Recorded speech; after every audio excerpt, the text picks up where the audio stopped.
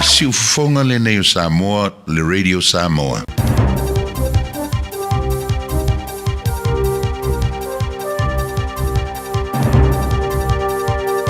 In this update, State Highway 2's Waiaweka Gorge will be closed all today with an orange heavy rain warning until 6 tonight for parts of the Bay of Plenty. NZTA says more rocks and debris have fallen since the gorge closed yesterday. It expects to fully inspect and clear the road at first light tomorrow morning. In the Waitomo District, State Highway 3 through Awakino Gorge is due to open by now. State Highway 60's reopened between Takaka and Collingwood. All closed South Island routes have reopened. An amendment to the Local Government System Improvements Bill will restrict council voting rights to elected members. The local government minister says in the past, iwi representatives and under-18s have been appointed to committees and had voting rights. Council reporter Jacob Jones has more. Simon Watts says that's undemocratic. He says unelected members will still be able to offer professional advice and represent communities. The bill's heading to its second reading, and if passed, councils would have 6 months to review appointments before it takes effect. A warning: grocery competition may not shift significantly for a while yet. The Commerce Commission's released a report showing the major supermarkets still have a grip on more than 80% of the market, with margins and profitability mostly flat and retail prices up. Foodstuffs and Woolworths say that they're committed on working towards a competitive and fair sector. Commission grocery head Alice Hume says retailers need time to build confidence to enter. We have made some changes that will help, particularly around access to sites for new stores and to products at wholesale. Residents of the Canterbury township of Pegasus are stepping up their fight against a plan to redevelop the golf course as housing. Thousands of people have signed a petition to Parliament opposing Wolfbrook Properties' plan to develop the 80-hectare site. A community meeting will be held today. Residents Group President Matt James says it's heartening to know so many people care. That's news. Ua na ole Radio Samoa se furulima iwa toru a mo e tautuaina o e ilaungangana fitu aso le vai aso. Te alofa Samoa o Mr. Cowboy Lenny. Whaafafonga ma mai mo mai bea i le Radio Samoa. Yeehaw!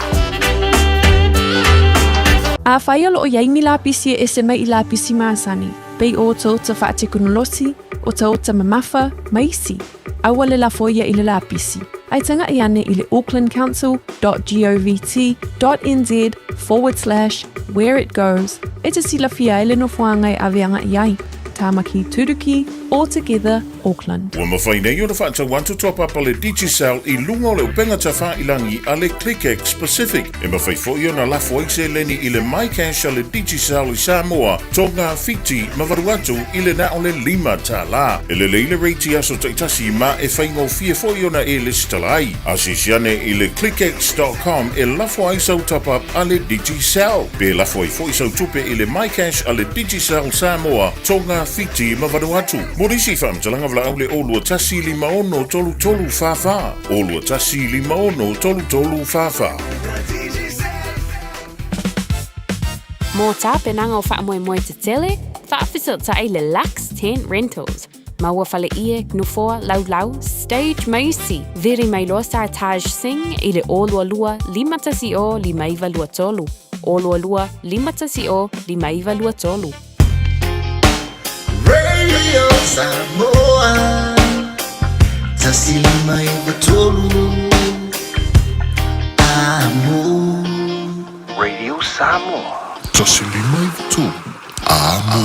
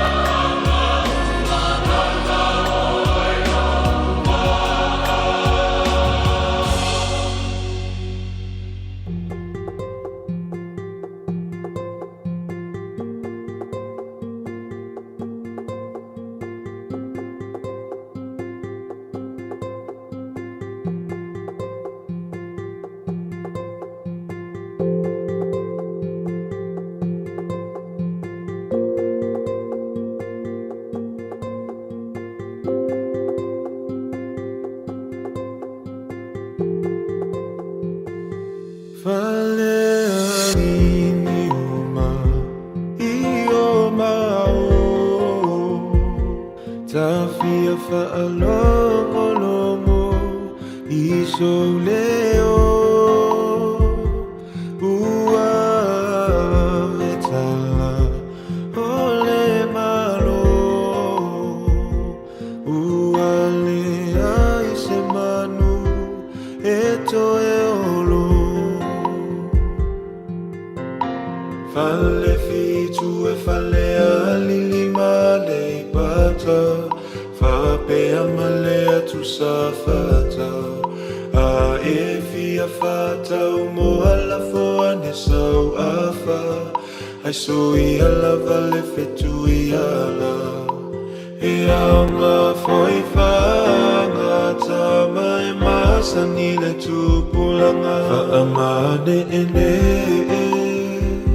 au ale mino I tele ai te uleta alo malelo to maulalo oli oli mali au ale pisa o pato aviri ole to ina ua malo tupuna tamali ia Samoa le pai male mamalu ale afia usile mai moa malalele ia Samoa uasiwa siva le tau pau masiana ata mate unga wa feila ila waka waka ia lota somana ia e ua matale lale masina ua usoso mai lunga o maunga sulungi ai umalela uelele malesa miula tamama teine ya pepe se masisiva ai ulila na fioma le tau poulela lele yo Samoa wa matala sile mai mua e ua matale lale masina ua usoso mai lunga o maunga sulungi ai umalela uelele malesa miula tamama teine ya pepe se masisiva ai ulila na fioma le tau poulela lele yo Samoa wa matala sile mai mua fa amane nene au ane mino I tele ai te uleta alo malelo to maulalo oli oli mali au ane pisa o katoa vini ole tua ina ua malo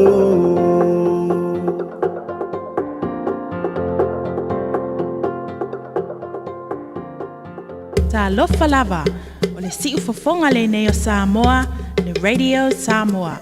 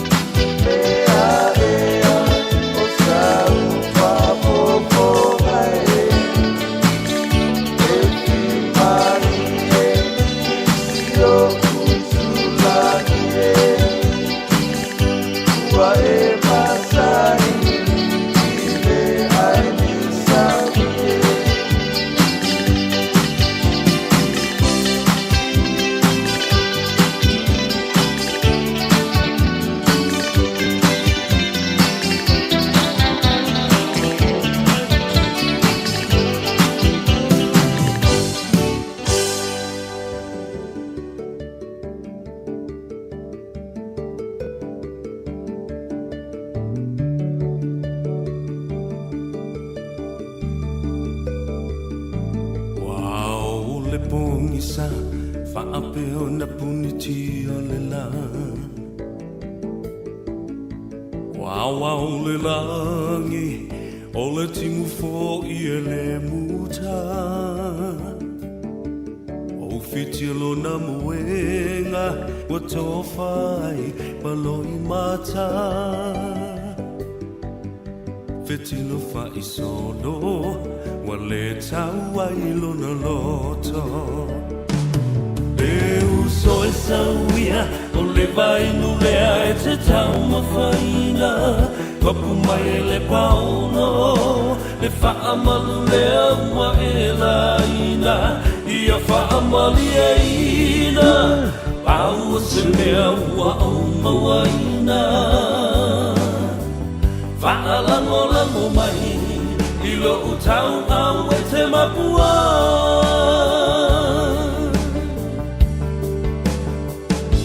Langona le fia ai Se fulu se nese I whaalawai A o se ato whanu Pela vai o se papa mafu Amu ia la salo Wa file mulo na masalo salo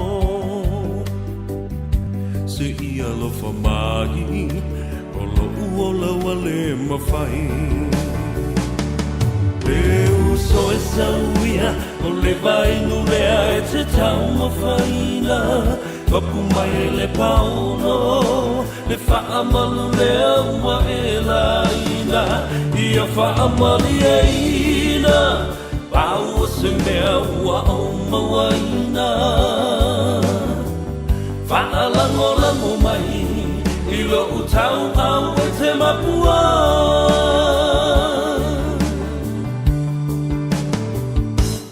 Lofi mai mafia Wa soko ai le tau langa ua pia E la foa ina O ia o se tasi e lea no whaina E masa e sae O lava lava e le taina Puno masamani Le ai se upu e whai mai Le uso e sauia O le vai nulea e te tau mawhaina Kapu mai e le pauno Le whaamalu lea ua e la ina Ia whaamali e ina Pau se mea ua o mawaina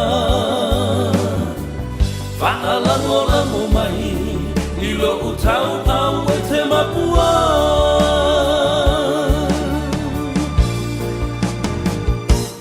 Le uso e sauia O le vai nulea e te tau mawhaina Mapu mai e le paolo Le whaamalu lea ua e la ina Ia whaamali e ina Pau se mea ua o mawaina Whaalango mai I lo utau au e te mapua Whaalango mai I lo utau au e te mapua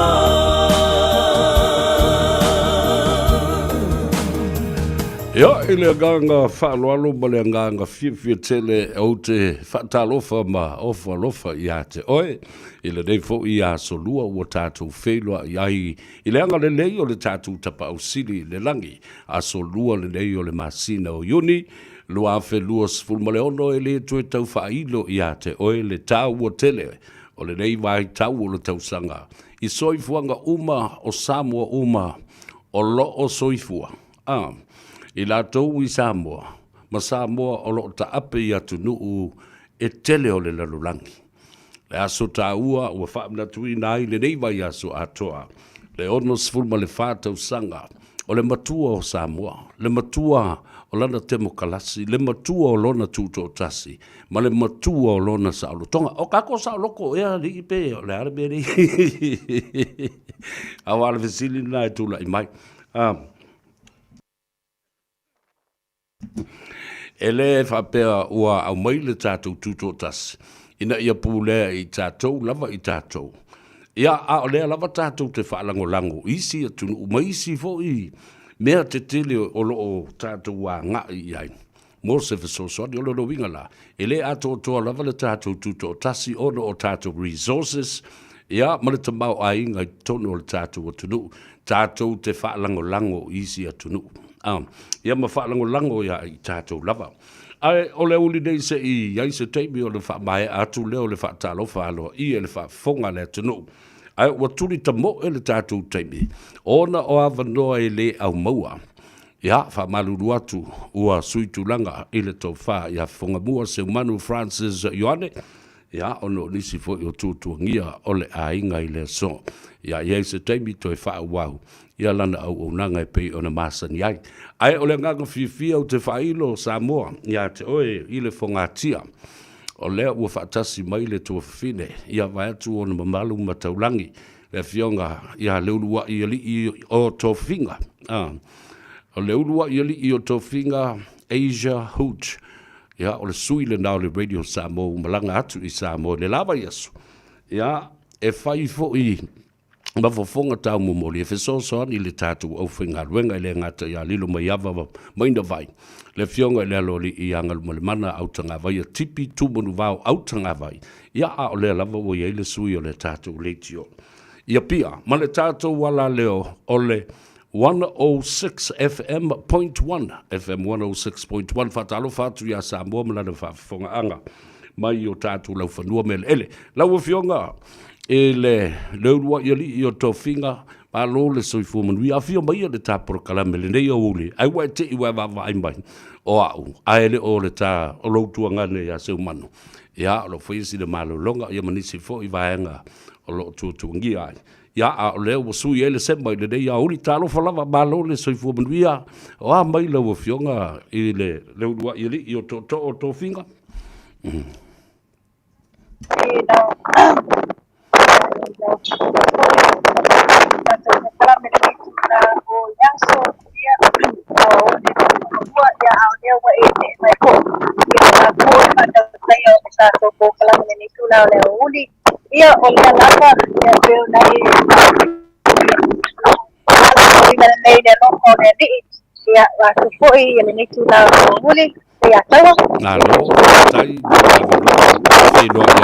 au te iloa o le malosi o le matangi lea o tilo atu I tua fo I o laula au le nae e a fo I lesi tu ma falala I lesi o le matangi ai nā mai lau tanga I ma le sila o whea ton wale tutua nei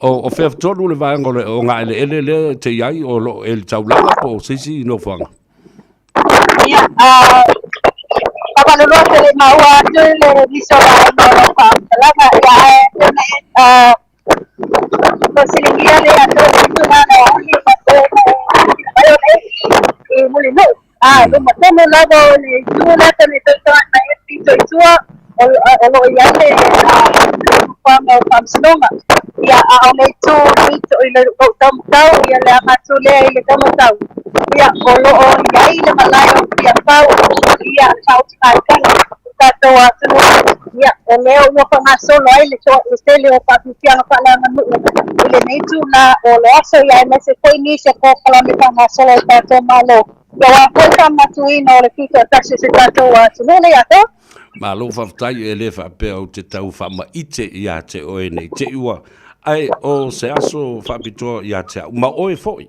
ai sea o le o tele o tātou ainga o tātou matua a oe na whaavaina le nei ngā luenga whaasala lau le tu e pi ma se aso foi ma le tu ai e le ngata I lo tama ia le vea levi whapena foi isi o tina ia merita a wa o aso whapenei ia sa latu tutu ai matangi olo ma whaasa ngai ma le atunu I aso uma sa whaamanatu ai le tu e pi asala ngona ia te oe do you remember your mom today? I pay tribute to all our forefathers and even to your late mother because of the work that has been done throughout the years, 64 years ago today, to Lulu Ayali.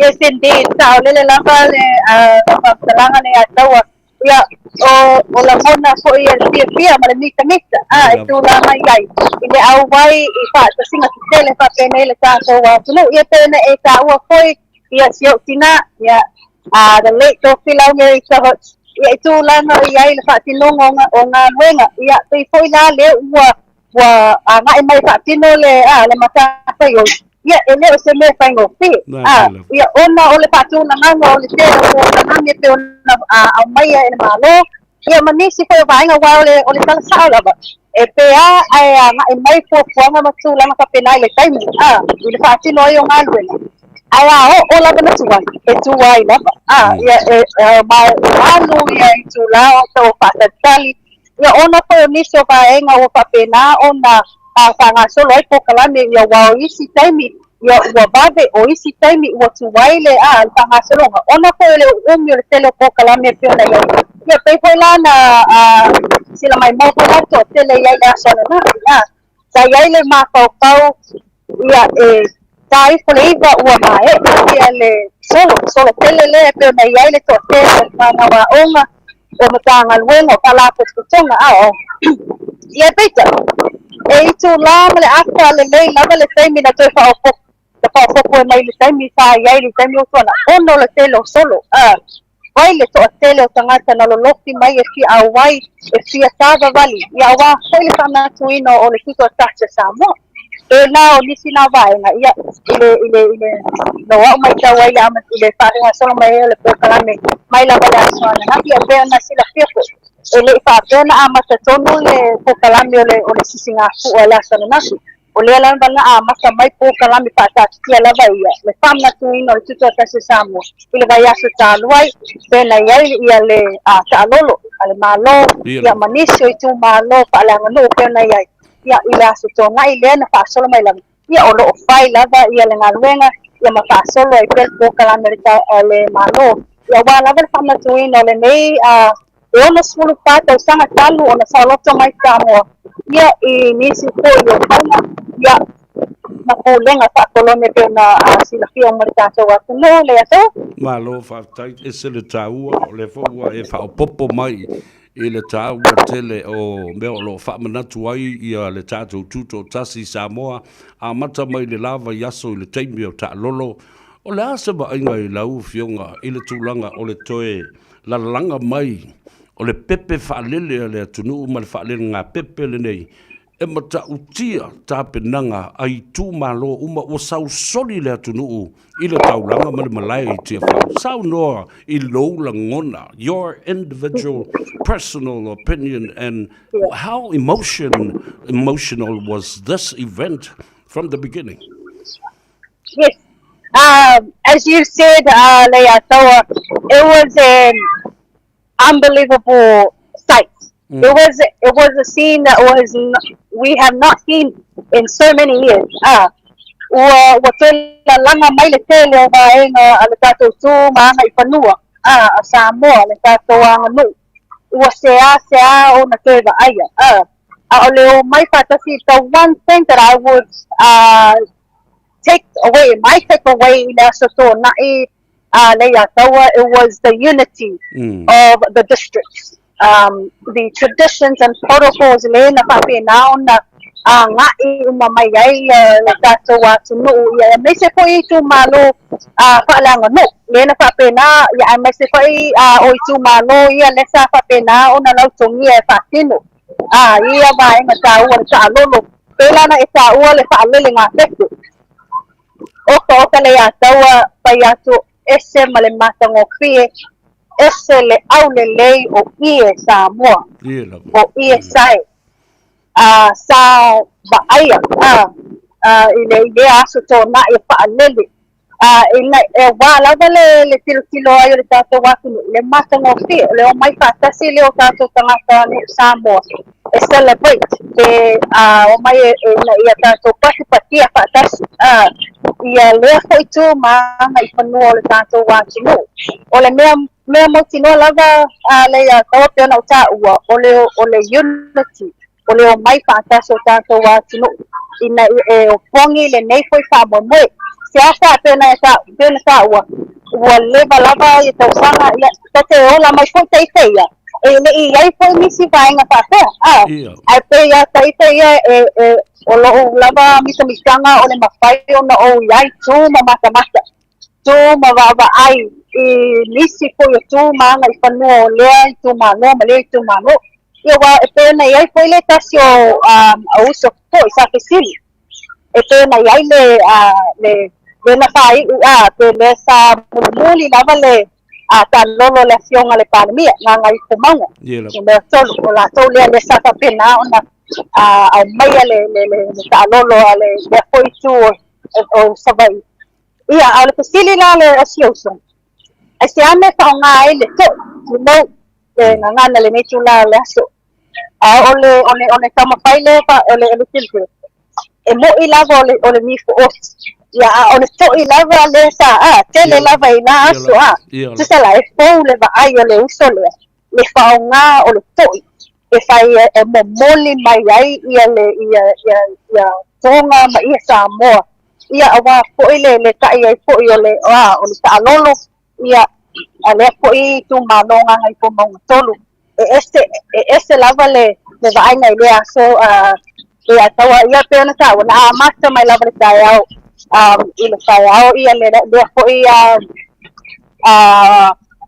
hamoemoe ia e tau lava e afa ai po le tolu le afiafi po le fa'atoamae'a ia lea fo'i vaega tāua ia pe ona ta'ua it was a different sight to see ia o le fiafiaga fo'i o le to'akele fo'i ia o le ʻaumaimoa mai fafo ai mai se lava ia tagata papalagi sa fa'apena ona mo le mauina ia a o le fesilisili lava fia iloa fia malamalama ia le tuma le aga i fanua o tatou tagata lea taua Malo whaftai tā ua tele wa e o i le mata upu lea i le ta lolo muli muli o le tu malo o nganga i fo maunga.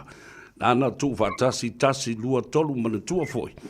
O le toto o na momolia maia ia le tu malo. O lo ui tu malo lea, o lo utamale ia le vea na toe. Mai o lea sa ia le tamai ta i o le taupou. A sa mari e toa ma sa tupu a le fionga i a to o a. Ia po le fionga fo ia ili ui o le alo lea o le vea. Ia o le vea. A o ina siva. E iai le me ta ua o lona titi la vatoa. E fai e siva i le me ta o le matasita. O lana tau o lona to o le to ina sa tā lona to o i le ati pouniu. Lala le lai ese ai fo i le tu malo. E tā ua i la i ala le tofa i ala vea o le matua o le tu malo. A fai fo i e onge tofa sa la fai ma pule ono ma le tu malo. E utu tofa ma utu vanganga i o le tofa la vea.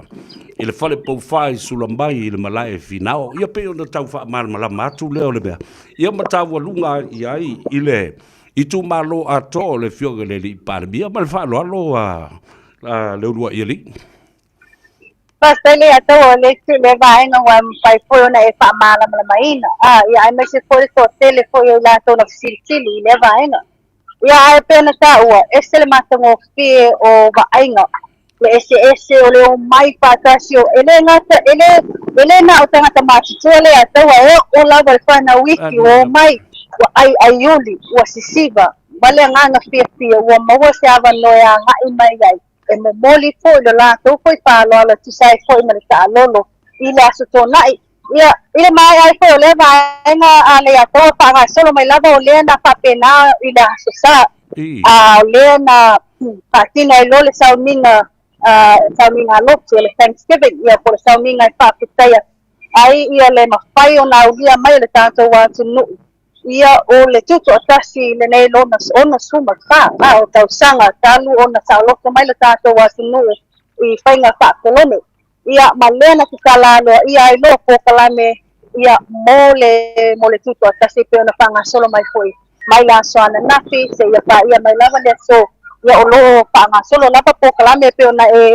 whakonga mai foi le pito i tua o lo fa solo lava fa fianga fa le anga no ia o le se taimi o luma na fa solo foi le o marching girls fa pena foi la ia ma fa fianga le brass band ia po le fa ili pu ia wa foi le mai moai ia ma le silsilo le tato wa tunu ia o lo fa pena na ngai mai le ngata ona fa tu atu I whaasalalonga tu sao o le live ia ana government ia whapenako le tu i ia manisi koe au nanga te na TV tasi ma le NUS ia ai o loo toʻatele lava tagata ia o loo agaʻi mai nei e fia matamata ina ia tilo sao ia o loo perform ia o loo faafiafia mai koe ia o latou tagata o lea agaʻi mai e faafiafia le ia taua o se tulaga sili ona faafiafia ina ai aʻu le uluaʻi alii o tofiga ua e iai le maota ma le malai tiefau ua e moli mauina le mea taʻu o le taʻalolo aualaga e fai tapenaga lenei a le fioga I le palemia o ia foʻi o le taʻitaʻifono o le komiti faafoe faatinoina lenei vaega atua ae o le taʻalolo lava lenei o loo pisapisa o ai e o mea e o faatasi me lelei atou ma mea leaga ona o loo fesiligia lava foʻi vatu e le fionga I le taʻitaʻi o le ituagai ma le latou itu le tāua what is the significance of a taʻalolo and the most highest respect of its kind in our culture ai pe ona o faamamala atu le lava ias faafetau o fai o loo iai le tupulaga talavou tupulaga lalovau a Samoa le ua molimau ma tilutilu ma fesilani mea lei ona fai mea nei ai o te tali atu e tāua tele walaga o le faafofoga Samoa I tafaifia o le lalolagi e le faapea la o le a tatou taofiofia ai le tāua o mea lelei so se taimi I talo faasolopito o Samoa a oo ina maeʻa le fausia o se maota o se tupu pa o se lawa foʻi o se fale upolu. E whaafofonga ia itu mai la mutu o le atunuu ma tupu le tuitonga, le tuifiti, le tui manua. E whaafofonga o na usu lea. Lātou te o e momori le whaaloalo. E se tūlanga mau wa lunga wa maea I aima ua pei ai le tau wa lunga wa tū le whaila. Le ngāru wenga tele e bana tua ai. O le ala le nai lai una whetalo loa I le atunuu le urua I ali I. O le whaali o le whaaloalo o leisi tupu. A le ala ua tupu tonu o le e te iai. Whawhetai I le atua sa uta talo tu fo I le whionga le te whono. Ina ia awane I whaia pōngi sā I le tai au pō. Ai ia maua le avanoa.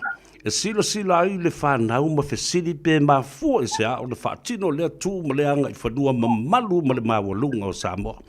Ai se sila la iai. O lo o whaatino lo tau ta lolo. Ai e full page ato le tusi atu le epa le tua ngai. Ne tai o le tua ngai lunga le observer.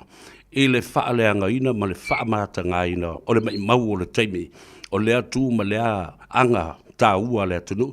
Ah, sa tau fai tau ane ia I langono le nato ina e pe wale amana ia lava I tangata. O siri atu le mea lea ua vava ai wa whaatino na I lo o tusinga. E whaasese I nai ma faufaunga o tangata ma aveleanga I nai le tā ua tele o lea aso ma lea fo I wha moe. Ia, le ataua o le talamoni lava, e le iai lava se taime mata te whaitau ai po I nisi po tusinga.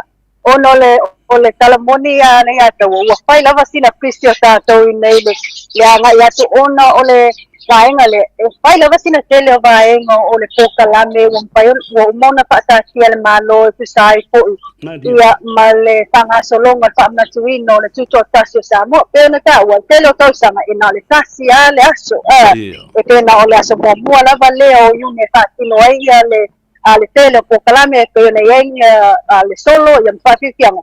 Ona umai lea, ai pe o le tausanga le nei o le ote au mai ia pēna tātou mata foi ia ma whaalongolonga tu foi le inisi foi o whaasalalaunga ia bo le whaatanuanga foi le li pāle mia ia I le te whawhango mai le tele o vaenga o mua leva ona le te vaaia ia lea la pe ona tā ua le ata ua whai sina tumu I nei le malaya tia whau I le toa tele o tangata o mai o le ngata I nei upolu e whapena foi le motu I savai whapena foi ia I manono whapena apoli ma ua ngai ma mai ia awa lava le tāpua ia o le whaamnatuino o le tuto o tasi o Samoa le ngata I o le na whapena o na whaatino le whaangatama o le tai le whautasi la fiafio le asona nasu lea lana toa tele ai lava le au tāpua I lungo tali ngalu lea le tasi le strip lea ngai ati nei le peninsula o mulinu nei ia whaasolo atu lava I tai I le taulanga o no nofo ale to ostelo le au tāpua I mai lea tu ma le tu Yo mai ta ko ia Faiva o na yalo ma tam na o le na fa pena o na fail Faiva le alo no le lato sa ia ko falta si ko le na fa pena na tau vala la fiafiana na fi le to ia o le si vai ngata ua tele le ulua ia li I la o mai wa sau soli le atu nu o le o tai po le fast po le HRPP po le alava wa mai fa tasi tangata ai mai se le ta alonga o le fa anga tamo le kilikiti wa toi la langa nei ua masi I mai atu ia nu mai tu malo e la tau te tapo ia ai mai se fo I le fa anga o le whainga mea I le tai e te li vai atu pe o tau ave se complain fa pe o ai sai ai se hafi fo le len fa ola mai le telefoni ia o le mela nga na ya tau ia o tele go pe mo o le sai ya se hafi le vai na telefoni le vai no o le tai mi le ya yo le tau vanga a le mea mata ina pe na tu atu foi nisio ata lunga o le na pu e atu le tato ofisa ia ile baba ai atu male fia male nganga mita le tilo atu le sangi patasi me tangata e mai moina ia le faangata male tai ia ole na faanga solo lava fia ila fia soana nafi ole na lo le fia avai singano le sa papenana patinona o mai lo le au mata mai le malaya tia pau ilungo le talingalu e fa tali le o mai ina wata mai ile fa salalonga ilungo le TV le NUS ia tulanga o yai le wanga la lata mai lava I nei le peninsula le tule ia le o mai o le va ia le na maua tu lava ia le tato ofisa le to tele o nofo ilungo ma ilungo le talingalu e fa tali le sau o le va ia le na maua tu lava ia o to tele wa bisa tu na ia vada I foi nomale le sa ale tolo o le tamauli mai sale longa ia a ole na pito la vai nomale le telefoni vai no ia wa le longa se tanga o se leo e fa longo ina le to tele ile bala awa tu ina tama ia lo fa tino ina le foi tata fa ngata lava ia tu lango ia Pero na ia le tangata mala sona na fia le atoa o te vavai atu pe ua tu wai ia le ngā ioinga fo le amatanga o le amatanga lo pa I le whana o le vave o le feeli o fo ia le loloto o le na whai le ataua Jerry Brandt malana vaenga ua fiu ia le tolotolo le tamauli e toe tau ma whai mai a ua whainga tāna recover ai o le si mea tā ua tele whafonga le mai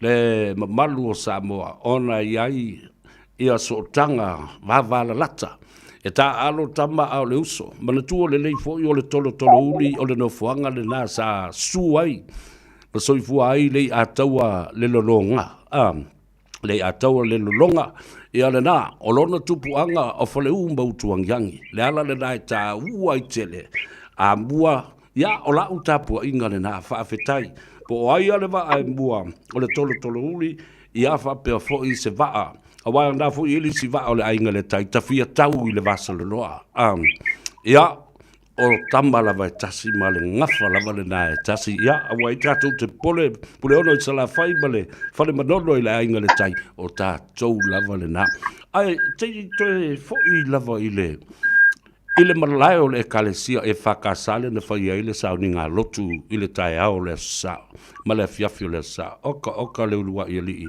e mata utia le mai mohanga fo I Samoa ma le whaatumulia wai te le nei mauta ai maise o le launga a le fionga I le ati e pukopo simple, beautiful and straight to the point matali e fo I ma fia umatangata uma sa au fia ai fatasi fo I mamalo fa lo alungia mai isi atunu o le Pasifika mai isi atunu o laulangi pe ona iai Amerika le ampasa Amerika le ampasa o New Zealand ma le hai komisi fo I o Australia sa e iai le lotu ma o le hafo sila ngona sa ia te oe I le taimi o le saudoanga le fionga le atep kopo tatou mai e fau le malo masui mai o tatou ngangana tatou vivi I le atua I mea uma wo ia whaia mo Samoa la se taltonunga sa ia te oe e sa lele lava le ya tawa pena e ta ua matua na patu mulia lava le le ho le tupulanga le whakasa pēna iai le asosā i le tāpuainga po le sauninga fo i amatalia ai ia matalo sia ai fo i le whamatuina o le tuto tasi so tātou atunu pēla ana e taua ia e toa tele lava ia sui mai fafo lena mai pēna e taua ia o le sa iai ia le tātou sui pa le mia mai nai New Zealand ia wawasa mana ia Winston Peters na tau nuu mai la o ulio le asosā ia mangai atu lava i le sauninga le afiafi sa iai le palemio o tonga ia Lord Papanua masiona paletua le sa awai mai ia e whaiwhai masui o le mano o tonga tuki lea pui a kama mo te aua le ngata ieta iai ma le tonga petalai o piti le na awai whai masiona paletua ia i le sauninga ia manisi pui o whaatulanganga po kalame piona iai le nei vai aso ia ae piona e taua i oe e mātango, ole ese ma le mātango pio tūlanga sa iai le asosā pēna e tā ua fōi ia le upu fola ia aena pionga le ake kopo ia mo sese tu sai fōi ia malana pe au pēna e tā ua o mai e tau le tātou malo ia tūlanga fōi na iai no wau whanongononga ia ole message that you had shared also le atawa it was simple yes it was simple and straight to the point in the tūlanga fōi lea o le aua le te whaitua ai ngā i lomba e tātou te o whātasi ngā lua whātasi mō se Samoa ia pēna iai fōi le theme i ole amatanga fōu Samoa mō se amatanga fōu le wanga ia tuai ia o tūlanga fōi lea le tā ngā iai le upu fola ia lana fionga i la asosā pēna iai lea fōi sauninga ese ma le mātango pia toa tele i la tosa iai i le ngata na o tangata walaudia o tangata ese mai lea tunu ma lea tunu o mai e celebrate ia le tātou tūtotasi no mai whātasi i nei le whakasa ho i tupulanga i nei somi ia awai le sauninga wa tomu loa ai ia le holi le hoi aki le atawa alo ta ua tele o vavai atu a apa le malo e toe whaaolaola ia vivi inga o le atua e patino lava i le afo i asu sa ma ua tu ina atua i le avanoa i le au whaipese a le laumua o malua Theological College tu ina atu fo i le au whaipese tele i le laumua i piula le Metodisi Theological College le AOG i ta fua i le motele i salafai ai maise le au fai pese sa silio na to tele fo i le vava ai atu le kalesia Yesu Keriso la upa i o aso ngatai ese le maneia i le whaalongolonga atu ma le toi whaatulanga ina mai o le whaatawaina o vi inga o le tua lesi vaenga le launga ta ua lava le fionga i le ati e kupo ya vito lio Mosese fai mai a tātou fia manu malo Samoa i le teimile nei. Tātou tutu whatasi ma tātou tā i luma. Aua nei o tātou toe tā i tua ma le tupu o le pisa i le apoina o le pola e motu. I tua tua i pēle pola e motu ai tātou tā i luma. Sa e whaafafonga i le tā ua. Powerful words. Yes, powerful words indeed they are tawa in regards to ia e tūlanga iai i le uncertainty fo i o tātou tangata iai. E mai se lewe tūlanga o political stance. O lo tātou vava ai e lea aso ma lea aso. Ia mai se fo i o tala se lafla fo ai fo i lungo penga te whailangi. Le tasi nā vaenga le sa whapena o na te lea i fo i le whasoa i alana fionga i tusai fo i malana upofola le asa. O le tele o vaenga ua tupu mai ona o vaenga ua tele upu pela kapa ilunga o pena taulangi po le social media. Ia o lea la na au mai ai so na whaasoa ia ai mai se koi o le upu whala e au. I tūlanga iai pena taunoa iai lea taua. Ia tā tau tilo i luma, tā i luma. Nai lo le toi tepa i tua, i le pola motu mai tua. I tūlanga iai. Tātou wanga ngai luma. Ia wā fōi le se manui o Samoa tūlanga iai ngānu bue whātasi. Ia nai lo le vaenga nā lea e pei ngai luma e tilo lava i tua. Ia ua le mauai se nopo le lei ma while mu. Ia anga ngai luma ia wā fōi se manui o Samoa le ato. Malo whaftai, la soa tai ao, o a fuanga o leo te wawai atu, ua malidie le a taua le sa a Jerry, o le tu unga le whaitai au, o na o va a vo le alo le fo sipuni. A wai le eini fo sipuni a le ainga le tai. A le ua whai mai ia le a taua. O le a tātou tau wā mātou te toe alo fo i tai au i a mātou fo e lau papa. O a nisi fuafuanga o lo tuli matai e lau fionga lua i ali ia o le i toi taliu mai. Ia, pe tau walunga fo i ai, a o e i ai pea i lau whanua me ele ele o le atunu pele. Ia, peo na e ka wale a toa peo le vaenga tonu lava na le whātau tali ai le tō tele o le vaenga mulmuli o le tu ngā kautasi. A peo le asona na file sa whaonga ai le poe la au.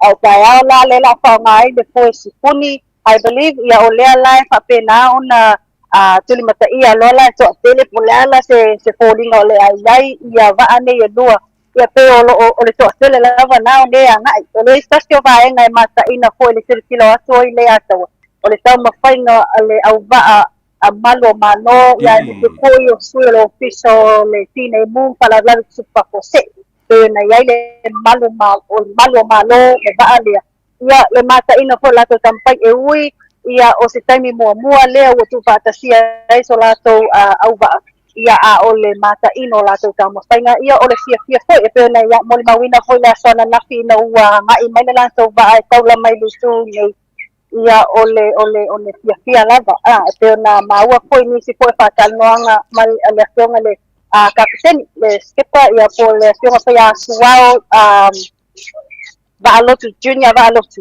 ia lesa ia taua e leo le manu malo a o le tulanga ia i le yo mai fantasy ia wa lava le lato foi tau mawhai e te e atu i le te le o whapitauli le wa iai peo na iai le whala au whasaina lea ua to tele o tātou tangata ua whapena o nā whaina ai ia ma whapena foi na awhia ai tulanga le tula hono so ngā tula hono ia lea la o le lato foi ia mau iai o le tau mawhai na i o mai whātasi e la lango le atunu ai mesele malo i tū lango i ale tau mawhai e tatu e sele nei koi whāwhi tau ni mai tona si tātou atunu le atawa. O la sau tanga i wā leo te wawai atu e le ai ma seisi atunu na whaia sa lātou wha tasinga na nafi e whailonga ai i le tūto tasi i whafo mai o Samoa se i wanga nā au ki lani ma le ainga i au ki lani lava la tau Samoa atoa oka le matautia a lasa wawa ai le ngā solo atu o tangata e uina taunga tā pāsese le teimi le nei a o au malanga nai malanga atu i Samoa e matautia le wawa i atu le mole maua Ta leile atoa le mea tono lava nā le na e wawa ai atu ua tumu Samoa i tātou tangata e o mai whaku o le ngata o tātou tangata lava ia au tangata mai iso atu no papalangi tangata papalangi i o nisi o tangata mai nisi o region se pēna iai o le toa tele lava o tātou tangata i o le malanga o mamai pēna i tā ua whai lava sina tau tāo pāsesi o le ua le mawhai lava le tuuai o le fia auai ma le lango fo e tu lango i ele po kalame le tātou malo ni tau sanga le ua whapenao nā ngai mai ai le ataua e le tasi o vaenga au malanga pe ona iai le na moli mawina i tō tele o tātou atunu la sona nafi. E ui e leo ni au o mai e mata. A le no mai e whakifia i a si awai iai le ona sufata o sanga le tātou atunu. O le pa infu lea le malo mai tonga. Pe ona ka ua. Le sa malanga mamau mai lava ia nai au uso nei mai le moto o tonga. E whakifia. Lea lana mai mo ai fo ina le tātou atunu le sana nafi. E se fo i fika ma whainga vai fua tonga pēna iai la sana nafi mata ina ma le mata ngō fio lātu.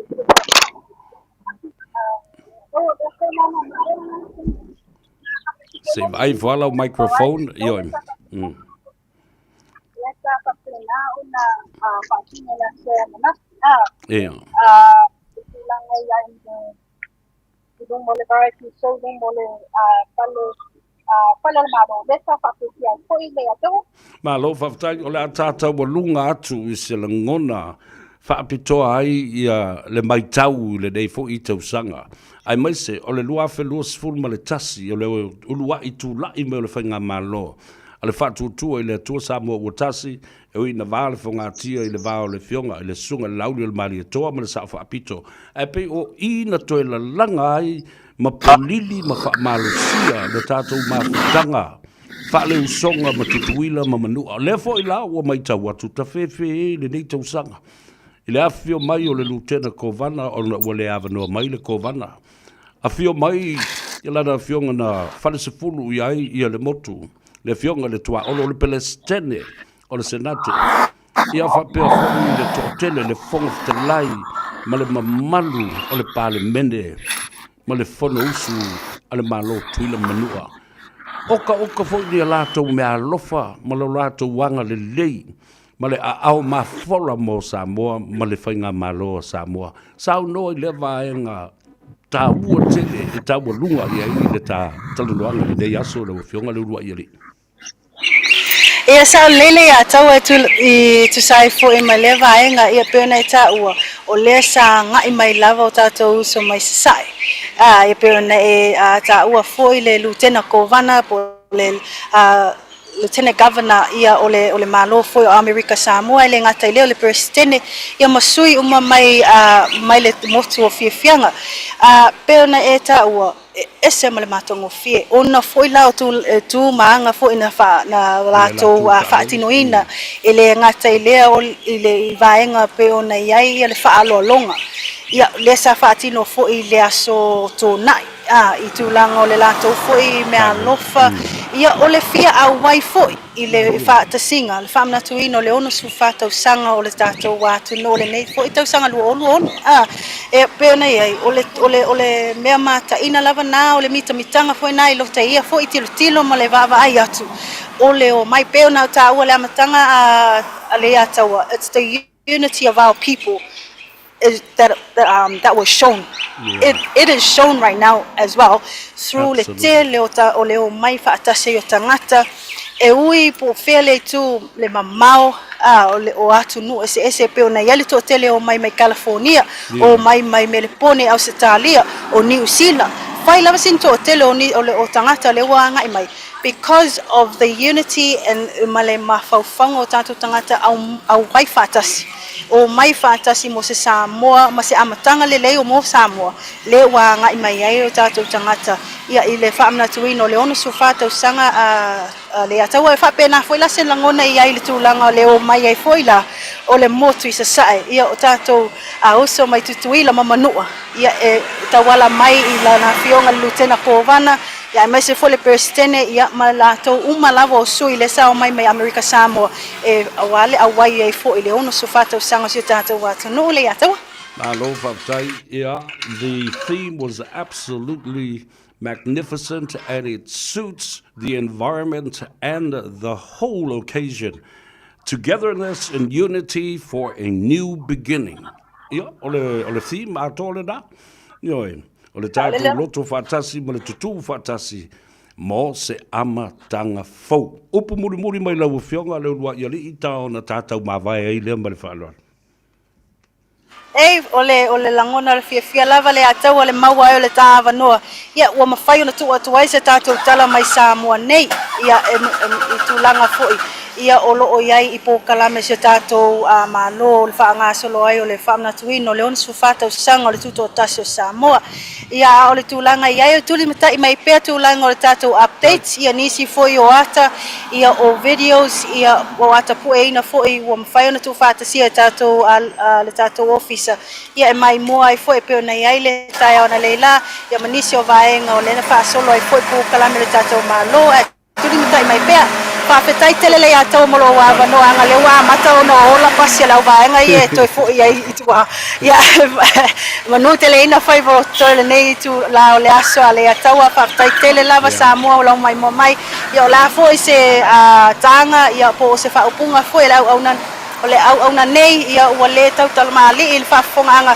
ia malu ave fale o to fina ngalo ia ai toi mo se si tato update se time yo luma le atawa Mua nei, soifua mai manuia. Awe te popole tātou tā I luma, pe o le tā ua le fionga le te kopo. Take care of yourselves and look after yourselves. Matou te alo fatu, ma ia muruia o Faiva tātou whelo I pēr. Soifua le ua I li. Soifua. Le nā, talandoanga ma le tua fine le fionga le ua I li I o tō finga. Asia Hood, ia, o le tātou sui le nai Samoa. Oka le tā ua tele o tātou tala tau longo mai Samoa. Yeah, can you imagine then the 65th anniversary next year? E loa la le mea le ao o iei le tausanga fau. Ta fi le pātu tuki o le a ngai ai I le atunu. A mata whapukupuku aku ngei kako pāsese mai o te loa. E le o tu le tausanga fau e stato valele la e pisa ua I alisi au valele nale a le loa. Tatia me I le malo, a le umna sao no le sunga le lauli. La me ko ke pisa I fo pule mako, le kaimi e whai le mea. O tu te popole fua o leo mua. Ta pena. Ioi, ta ua le na whawhitai I le atua le neva. Oka le tele o le mautala. Tele tala ta ua, tala matango fie se wa ainga. Ia iei fo ia ma mea. Fo I le whaale I whitaui. But to us, ia te au. Ese le manei o le launga le fionga le ate kopo. Ta kako kwa iluma, ka iluma. Ioi. E kau ke koe kalo I kua tātou fia manu malo. Tātou te tā iluma. Au nei toia mana ia seisi. Le pola e motu I tua. O le a yeise teimi o whaifa I a tua lea a toa. Ia, o vaenga ese lava no o iai ia saunoanga. O le aso foi o le whainga lotu. Ia whapena foi ia le tūlanga o la unga. Ia, ma mea uma whapena. Awa le asole nei, o le kele I o le kio. Nga maa sofa ma lepe e ako I whafoi ko inga. Wana lea na tala no nei ia le tātou sui mai a pia le fionga a lulua I li o tofi ngā Asia. E a foi. E tūla ma le afa na tilei ai ia le porkalame. Taimi fo la na I tabam tina matutua fo I le la mai nu uitua I salafai matuai I le I nu uitua I tūmua. Ai. Le mai kongi loi fafon le kio gali. Ia la kulo ma le silo ma kua drop kick lang le kio le faf. Ia ko ko inga le sile kio. Be kaer ko inga le ali. Awa mea ngai fai e. Mu feika le kua ia kore. O fasa le launga. Ia e longo pui ali I ai le atu nuu a toa.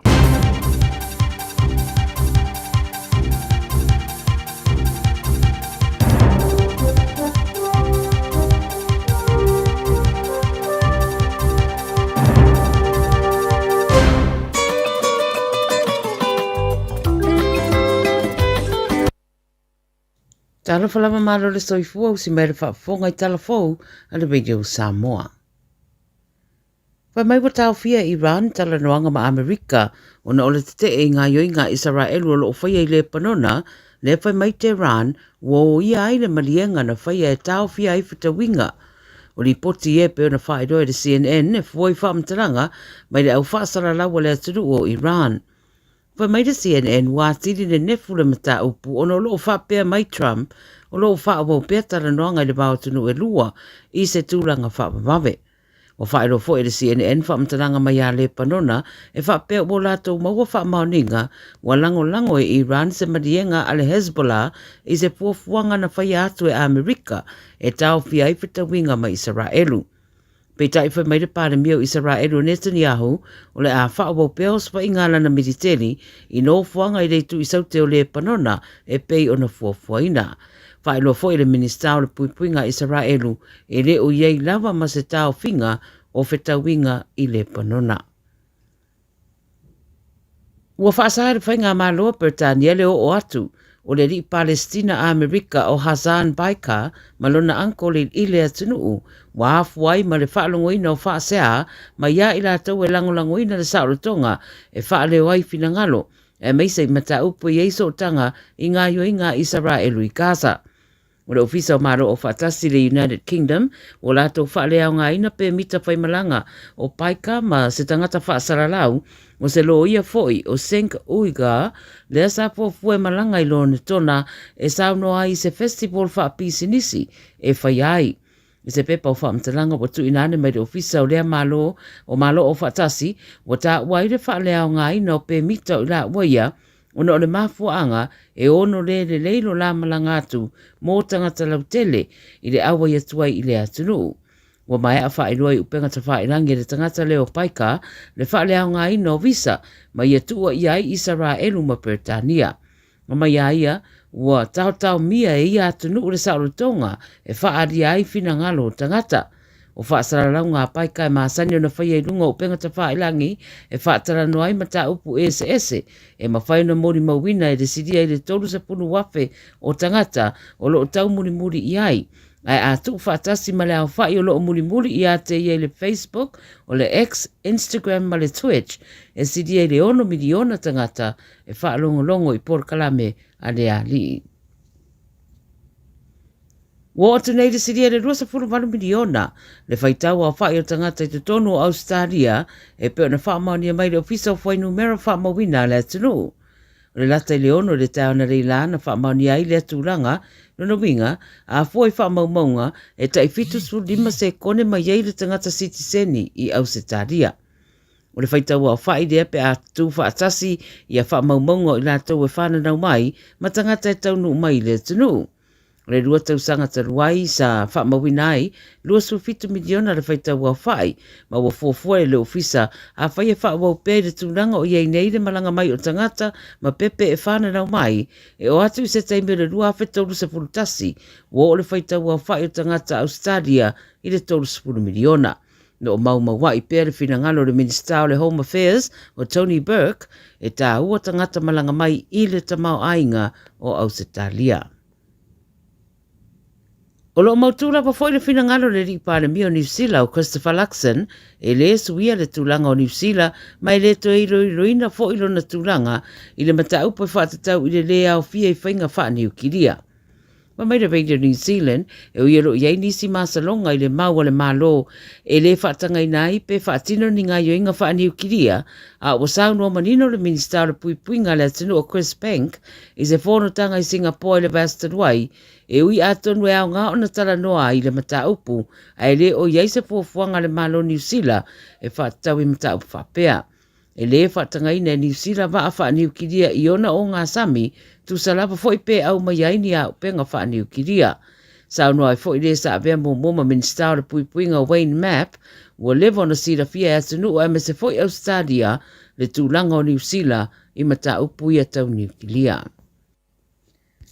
Ma le tala mulimuli, o sauni ngā lotu matapua inga i le atua ua amata i le whaamanatuina o le vaiaso le ngangana Samoa i le nei tausanga e mei se lava i Aotearoa. E se fofuanga le nei e whailonga i tausanga uma e amata mai i le aso tolu sutasi o me anga i le aso ono le masina le nei o Juni. Saunoa i le lipoti lea whaalongo wā ai mai le matanga luenga o tangata Pasifika o le tāpuni awa o ngā amata o se lui tau lea mo community Samoa i New Zealand. A le unga fo i o suenga na whaia, wairo ai, o le iwa 5% o tangata e talitonu, e tā ua tele le tautalangia pea o ngangana ale Pasifika e au fiai mana ngangana Samoa, e alo mawhanau nei matupulanga i le rumanai. E pei lava na masani ai tu sangata itasi, e tele maano noa i por kalame whatulanga, mo le whamana tuina o le nei vai aso tā ua. A ia manu ia tele foi le whamana tuina o le vai aso ngangana Samoa mo le nei tu sanga lua whelua sfuluono, ma le whai unga foi le nao talafo le radio Samoa mo le nei aso o la tātu tue whenua i pe a mori aso lo tau soifua ma so uola vai vai. I le aso se fururima o le nā o le masina le nei, ia pe au li atu li alofa ma le anga le nei o le tua. Manu ia tele ngā ruenga o whianga iai ma le tātua tunu, wha soifua ia.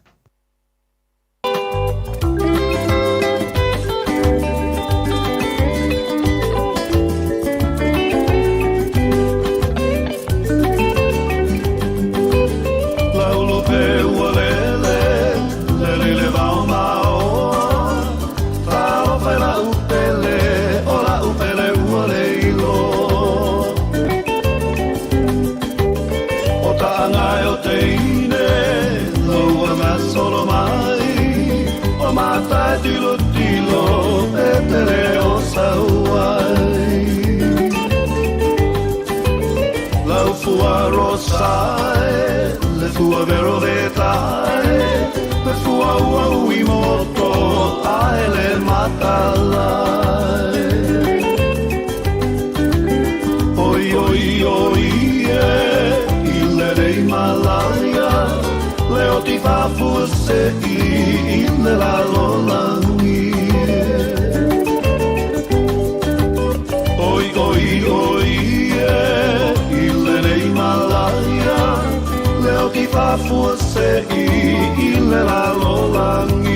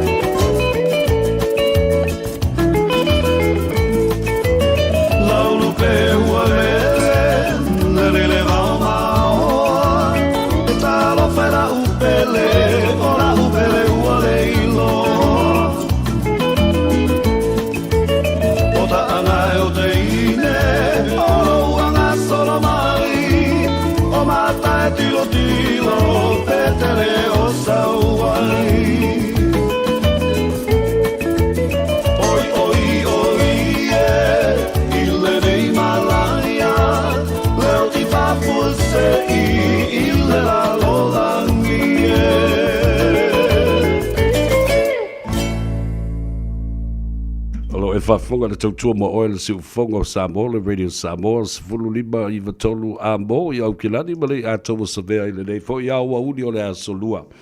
Ia, whawhetai i le atua, i a vanoa le lei o lo mwhai o na tātou whenua, i ai ma lau lua fasila wha i lea taimi, ma lea taimi, sui fo i se sema. Ia, a wase tasi o le au whainga ruenga o le a le, aupa au mai, i a e lea whaina. Alo iai mosa ma le au perfetta he tutu atu e whaatino le ngā luenga. Ia awa le whaafonga tāpua i mai a Samoa i tawhai fio le lalurangi. A o lea ua mafuta mai le uso ia Victor mai le tātou company. Tire World and Auto Limited. Whatalo whaatu ma lo le soifua manuia Victor. Nā lo le ngā lulue. Ia a fio mai le tāpura kalaminei. Ma lo le soifua manuia. Ia, ngā whalalo whate lau Yo savea ya ko ni tula udi ma lo le von sai ma ro to tu atenu ya ko anga sa mo malao se la go ma ku me ya ma ro la va fa ve se to ai ma ka ni u ya yo ma tango fia le tau ya fa mo bo sa ma du ya fo i lo waso ma lo i la so ne la fi ya o le vai aso la va ta ua ele ngata o le fa de twina o le tuto tasi o le tata o tenu ono sful ma le fa to sanga ya o le fo e tau tolua le se unga o lo whamna tuina i foi ma le ngangana Samoa ma lona tau o tele i tonu New Zealand nei o ali bea sa whai lea so na nafi sa tatou whai lotu an nafi bea sa ese fwoi se mea sa whai e lau tapua inga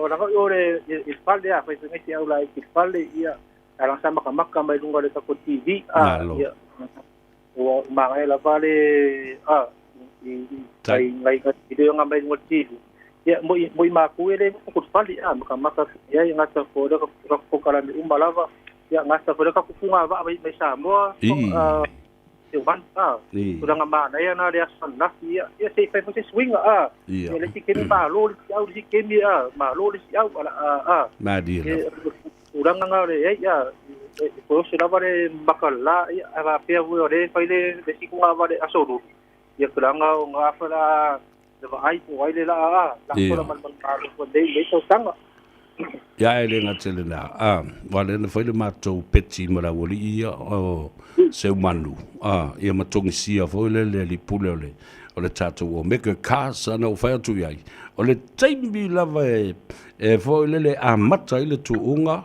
sa ve ulo foi o le telefoni o le vai no o le fale manono e le to e maua ai le si so le lautalali e au ia lea ya o bua isi tama e ta alo tama o le uso Ia, ai malo mo le ngā ruenga lo whaatino peo mo le tātou company, le Tire World. Ia, mana tua fo, ia i fo mo le tātou whale pensini i nā. Ia si sao noa i le tūlanga lo, ia le anga ia o tō tangata, e maise o le teimi le nei o tau sioki le kako pensini isi teimi. Ia, whakailawa le ataua mo le manoa, ia, o e whaisinga pisi, o mātou, e te amatanga lewe aso, kulanga le kako pensini, ngata poleka o kako kawali me kauripea, ia, tūrata wai tātou vai tau maluru, vai tau ki munga, kaunga leilo sā, me ngata kikilo ai tau kimu, o mōri, ngata polero wa to service, ia, o tūranga nā o re te mātou temi nei, a whāpea whangere i whaia, ia, temi nei lawa nei, sumai o mōre wanoa, te o sau whaisina pisi, ia, tūranga nā, ia, e kaunga e fufua, kau whaiau o ia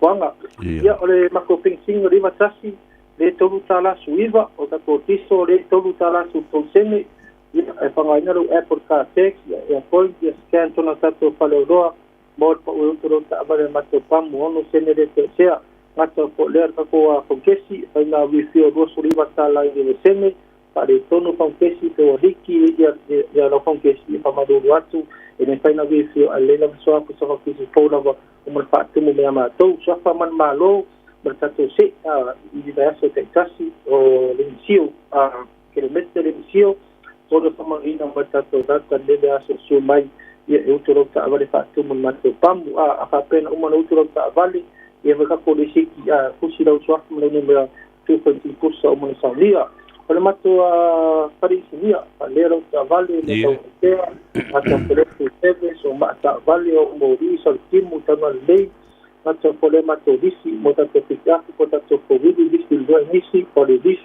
upa, ya upa da pe ngai kau koso sa pa ngota, ya kako snoko, you packs, you prayers, mata polea o da pas engine na review. Ya mata to ru spring, mata to skoka, ava pe te wa ma dia lau e low spring, ya ese na mata vale, le na so mai ka tanga te pa, mo ya ma to scanner pale to no ta vale, pero ta ma de ru, pero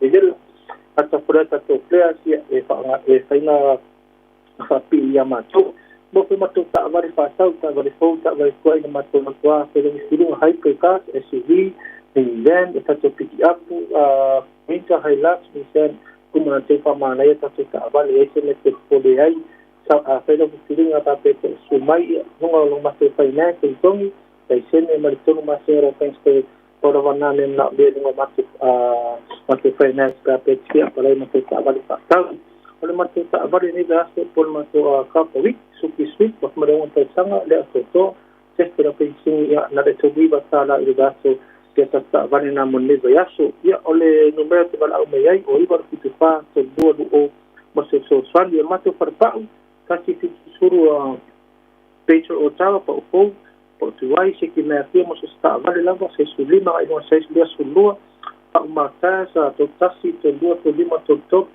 to fitu ole Nexus ole Achilles ole Yokohama ia se plano mo ia ma to tri pa faru sa lima to alignment pa tino lava na pa pe te wa sa we lo na pro pa so ta no mai so tengo ma to so swani te se tu langa lava pe so mai Ili malmasu no mea, o ibar kitasi se disolu o masu stefani, ya pete kasi na informate a to atisi, kasi ki se solu, pete o tava. Kai lava sa dea bro no, mo le sai val fa le to la o mai maria sa mo, kai lava. Ja, maar loof af te tille lava Victor tatu fe lo is te tape mo mo, but we are going to tutorial the day so far swift for ya.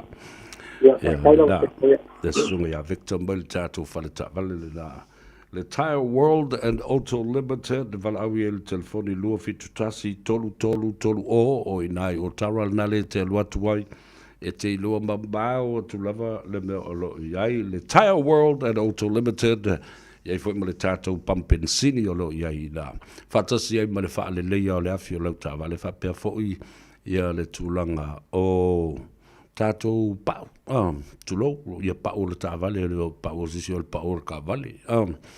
Le tātou polakalabi le nei aso whatalo whātu le tāwhatolu o le Vanunofo Samoa. Tasi le nei, ma upu o le upu tā ua le nei sisi ngā fua atua. La unga whaaleanga du. Te leinga whaaleanga du. O malelenga whaaleanga du. Ai whapena fo I saudoanga.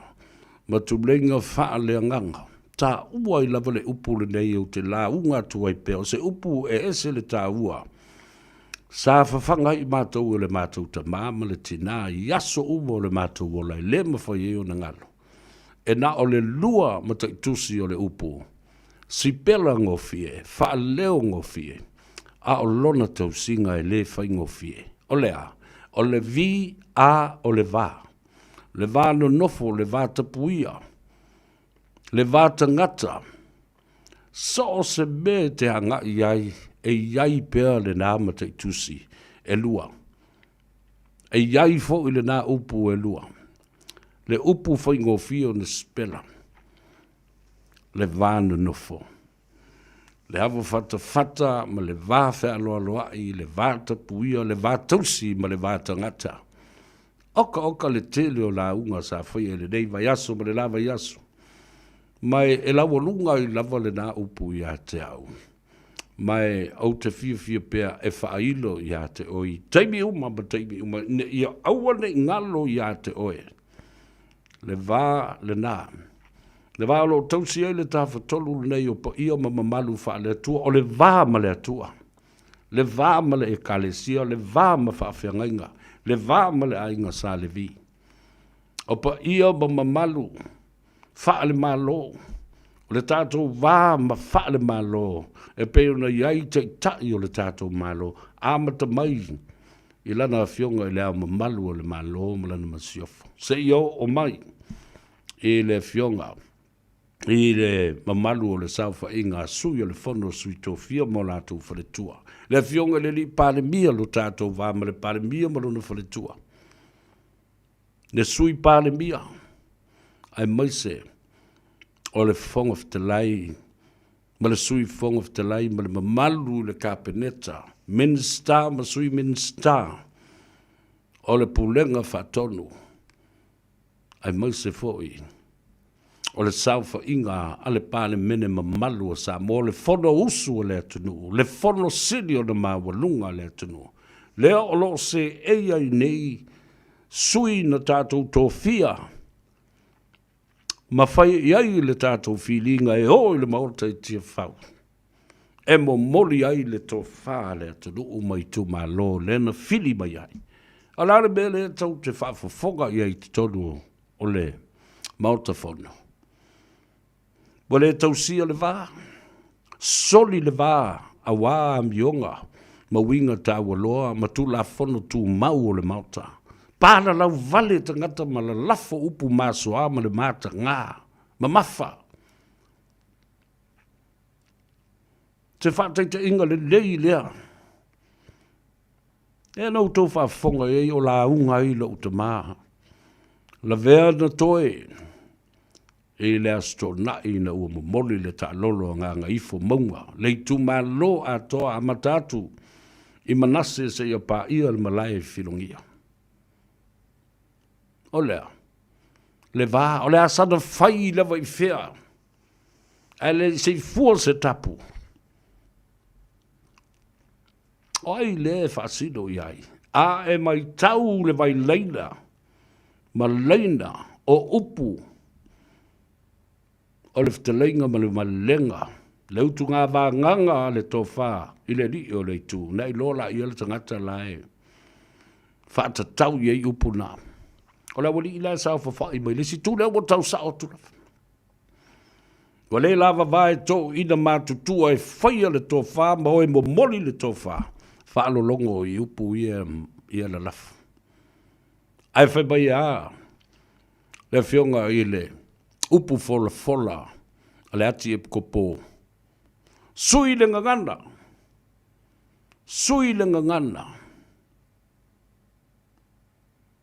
Ma aua tātou te toi abana ia, le pola e motu I tua, le la wilo e lau whai whea, ma lau whai tō whāle angadu, umalea, ma le tāla le lei. Mea māta ngā ia tutupu mai tono le pāle mene, ma le maota whono, o le malo tuto tasi o Samoa. Aisea, ti ngā le roto, e le masani i le whērua i tele noe le ise pule, ma le mana, ma le malo si anga o lo iai. A le sau no mta leila vea.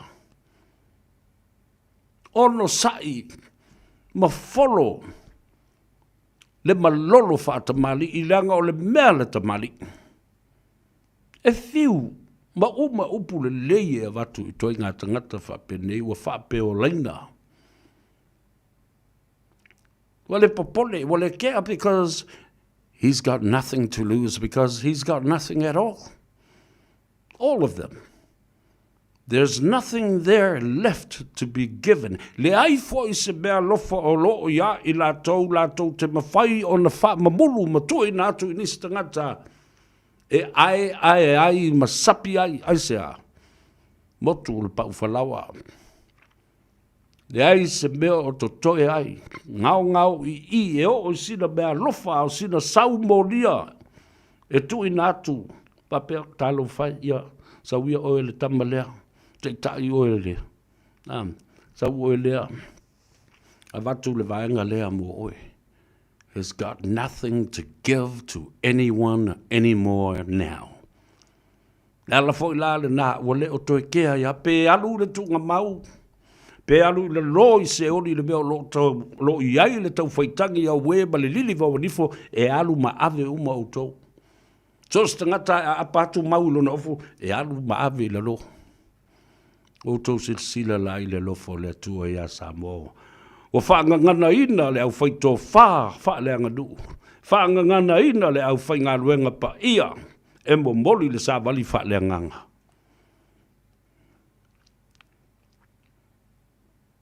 Tātou soso ese mai ai. Tātou tā matuli matai le numanai. Tuli le tātou manu I luma. Tuli so tātou ai I luma. A whai tātou te fia manu malo, tātou tā I luma. A o le tala na whātustusa I le tamaitai, wawalo ia nā whanua ina walu. Ina ia lalanga le to I lalo o lona I tū malo. Na whai ei lona I tū malo. Tātou te o, tātou te tau, tātou te le tau I au tafa, tātou te le tau I tua. Tātou te tā I luma ma tau I luma. E ilo na tau nu unga le lei. Ngai au tau sila iai. Ele ma tau tia o mea na whaia le atua. Musunga le anganga le atua. Na tuu le teitai. Fili lana komiti whaafoe. E la lango whaatasi le polo kalame. O lale me o iai. Wa tau ta iae. Wa e ma le manu ma lo Faiva le li pāre mea. A o whea o mata whaapuiti mai ai I te tono o se pū o se avi ira o ri ia. Le ai maseisi na nofo I Samoa. Tape. Ai sea. E le lava vā o na wholo molo ina lo lātou masi asi ma le mata ngā I le tilo atu a le camera ia I lātou. Lala na o so sola mai I fafu so sola I lea I tū ma le I tū. Leo ane e wha mamalu. Wangalo ia autou. E le se malo tuto tasi o le pale mia le sunga lauri al mali atua. O tatou matua o mana fau le tai au lea. You have become personal against the Lauli himself. This is not Lauli's independence. This is not the Prime Minister's independent state of Samoa to be celebrated. It has to be celebrated by all of us. All our forefathers, our forebearers were in this fight for freedom, for independence, for sovereignty of Samoa. Wangalo ya utou le belena, ele se tuto tasi e lauri. Le sunga ile lauli e le mali atoa. A o lena ta pena ele pare mia. Ta pena ile nganga mama ina ia tātou o mai e fusia tātou le fau o malo. Tātou te pūno no wai, ma mānatu natu ane tai tō tasi. I le soifua ngā lue ma le soifua tautua. O i lātou wa whai i langi i le wholaunga ma le tuli ngā sia. Wa momoe mai i atu tia. Ai sa li lingi le afu. Sa tau musu musu i le au ma le pō. Sa tau wha mata ha lātou a upenga. Sa wha unu ua ma polonga i pulenga wha kolone. Wa ngalola i ate utou le mea le nā. Ai o utou tuli tuli au pū ona ua whaila auli manifo tuli manu i ate utou. Ai lea i ase mea si tama o whaia. Ai no wha oi mai tue whisiri ane i ate oi. Tā lo whai. Nai lo le lei u mai o tō mātua mā nganga o tō tua ā. Ioi. Ei lo le lei lo tō whaali li mo lo tō tua lo tō whe. Tō te tuai ma te te atu. I le malo tuto tasi o Samoa. Shame on you. E le tau wala o wina o tau. Tau te se i le malae manofoa ie wa uma ona ta pena ma whaataltari atu. Samoa, tufa le tātou pura kalame. Se i wangi yangi tasi atu tangata nei. Wa ave ia I lava ma ave ia le loto ti ngā ma le loto I nā leanga. Wa le awai ma iai sauninga. Wa alofanga ma ua whai le excuse. A le ai o mai ia lātou ma tau mai lungo ia lātou. Whaatala noanga I upenga ta whai langi ma le lātou. Propaganda media. Tau sau mea lātou mātou te lewhie iai nā mea. Oe la mātou sāwha whai atu I nā ai whai nā mea. E angai lei masisio o mātou o toi amana ia mai I tangata nā I se mea tasi. Ai sea, lau mai lo le lau li tau te le kia. Lo le lau li lo tau whaali li I ma lo tau whiita I mea uma o porokalame ma fuafuanga waru ma mao lau li. Dalal me whi lau li. He doesn't even care less to anyway. He doesn't care. Ele e masa tusi e tau tusi atua I walaulia alo I o tau ansea langa I le tau walaulia o tau. O tau o tama fo I ale malo. Po le tua ngai, po le tu te te, po le alava. A fio mai e wha mamalu le aso lea o le atunu. Le aso whasino I o tātou mātua, ma o tau mātua, ma ni o mātou tamā, ma ni o mātou tina. Tātou uma. Ale nale wa sila mi o Samoa. Wa whai longa tā wa loa ale atunu uma tuftufanga. E amana ia ai le tangata balona sao whaafitai le sunga lauli al mali atoa. Wa awhi ane matawane le whautanga. E mana tua ai le soifua tautua. O nai o tātou ta ma tina mātu tua wa whai ilangi le turi ngasia. O e na whaunu ua. O e na umi le lātou tautua. Ai le amana. Ia whaafitai tele. Ile whātoa whaala inga. Whaafitai ua iai foi. Ni whaamanianga mo I lātou o loo soifua pea. O e ua maali liu. O e ua usuia le whono. O e ua tuua le malo. Ua ane o lātou a inga matau a inga o whanau masotanga mangafa. E tali se whaalo alo whaatau waa le malo. Ai le whaatau waa. O le ata oto matustusia. I le tala whaasolo pito o Samoa ma le lalolangi. Nā mana ia. Au tau malamlama ia. E tele mea e maua e whai ei so se meo le soifuanga nei. Ai le to e maua le taimi. Ma le anganga o le amana ia o se tangata e whatino i mea nei. At least the least we forget, in remembrance of the sacrifices that our forefathers and our foremothers did for us to gain independence and sovereignty of an independent state of Samoa. Wai lava lana lautongia. I whaaloalo maua lunga ale malo. Ono lautou soifua tautua. Whoever has become a recipient of the government's highest pedestal of respect in celebration of the 64th anniversary of the independent state of Samoa. It is because of your service to the people of Samoa. It is because of the sacrifices you offered for the people of Samoa. A wao lau tautua na whaiabo Samoa. Ese a wala na whatino ai tautua. Tausanga e tele na whatino ai le tautua. A ua mana tua maamana ia e le malo. Lau tau wosi ngā tau langa i luma o le tua. Ona o Samoa. Awhitai lau whionga. I le li paramia. Whawhitai lau kapeneta. Whawhitai lau komiti whawhoi. O i lato umasala lango. Ina ia au le aso Samoa.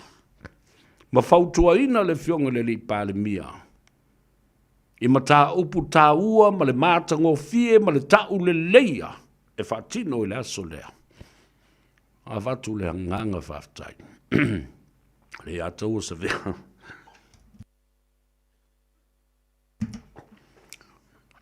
Le amatanga mai lava o le sauninga. A au whatalia fo i le taunu watu le na fionga le amalu o le malo. Malana masiofo ai wato ai taunu u uma isi malo. Le mamalu o Samoa ma le au whainga luenga tutofi fata whaitaulanga e fia. Le mamalu o malo whaalo alongia ma le wala aulia ma iatunu ese o le lalolangi. O to ai taunu u le malai i tefa. O talia lupe o maunu. A wale fio atu o le fionga i le au mamalu o le malo. O se ei ma fio a fionga i le fono a sui tau fia mō lātou whaletua. Wa fio fo i le fionga le li pāne mia mo le whaletua. Le sui pāne mia. Le fonga whatelai. Le fono whatonu, le pulenga whatonu o le kāpeneta i minsta mo minsta langolango. Le mamalu o le pāle mene e sui sa whona uma o le pāle mene a toa o le maota i tia whau. Ia pangalea, to a tele lātou o sui e te o lātou mawhau whau o le HRPP e le iai. O tō wawa ai iai. O lātou le whata waina. Aisea. Na feita mai a le paketi o le vai aso le na te nei na ua uma o na forosia i le maota. Le paketi o le lua felus fulu ono lua felus fulu fitu. O ane losa sofa matalepe. Fai i aitala. A le i forosia a wā fea utanga. Ia fe lafulafo inga a le maota. E le o atu i e tāpua i ma le loto wha maoni, e le whamna tuina o le tūto tasi o le lātou malo. Ai o wha leanga i lunga o penga ta whailangi, ma le Samoa Observer i le tae au le astonai o lo loma, to o e tutu e momoli, ia ta lolo ai tu malo. Auto whai taune i ai talo whai. This is like a childhood behavior, crazy and disgusting. Ioi. O mea le tamai titi. Ua puaina i le ala. Ua tangi ma i le ala. Ua le malie lona loto i le mea ua fai. Ua le malie lona loto i tō whinga ua fai ma le nofoa ua sao fai ai i le teimile nei. Ua tau alanga i le vao e so ili ni ana au e o mai e lango i a te ia. Ai ua le toe va lea Samoa. Ua amatan popoto le atunu, ua utou sila iai ua sau soli Samoa i le taulanga. Ua masi mai le whalasinga tā o le motu tele i pule ono i salafai. Masi i le whale o tūmua. Masi i le whala o le ainga i le tai ma le waa o fonti.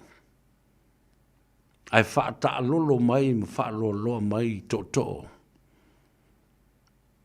O tūmua le motu i atuila ma manua. Talo whae.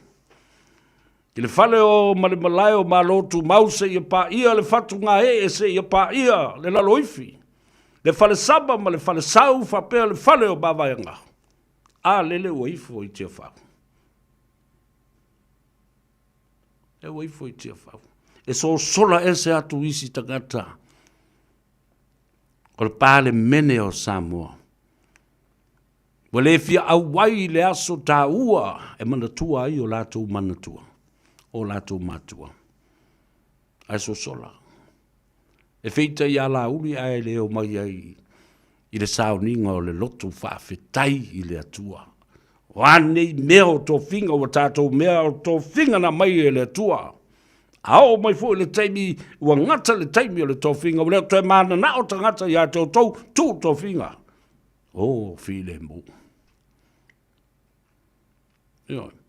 Lai o le lei upu nei i tonu o loto maanganga o tangata leanga o le loto le tangata e mafua mai ai me nei. E mafua mai ai whai unga tau te whaia, tātou te whaia, au te whaia fo ia. O le loto. O le loto ma le nganga ma le mafau ai wha leo mai e le ngutu e saua e pua ame e talanoa iai. E whauringa i mea ola winga o upu e whai. E le mi ngau. E wavala mai ai le whali i ma le ita ma le tōta mai. O le ale mea le, o le fia tau i masui. O le tau i masui. O le manatu ale no fo ia lona no fo.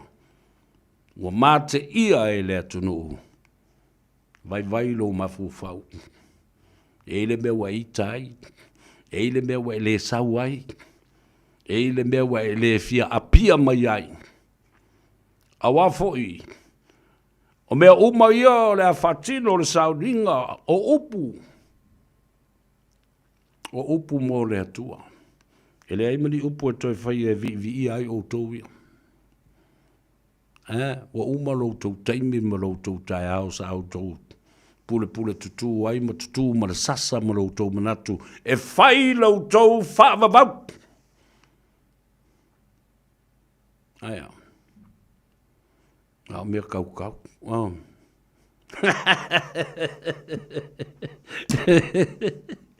Ia le la. Atu lau la ia le tātou vāne nofu. E wāpa ia le nā awa le ngā rue ngā le atua. Le vapa ia le nā, a wāsale a vea o le atunuu.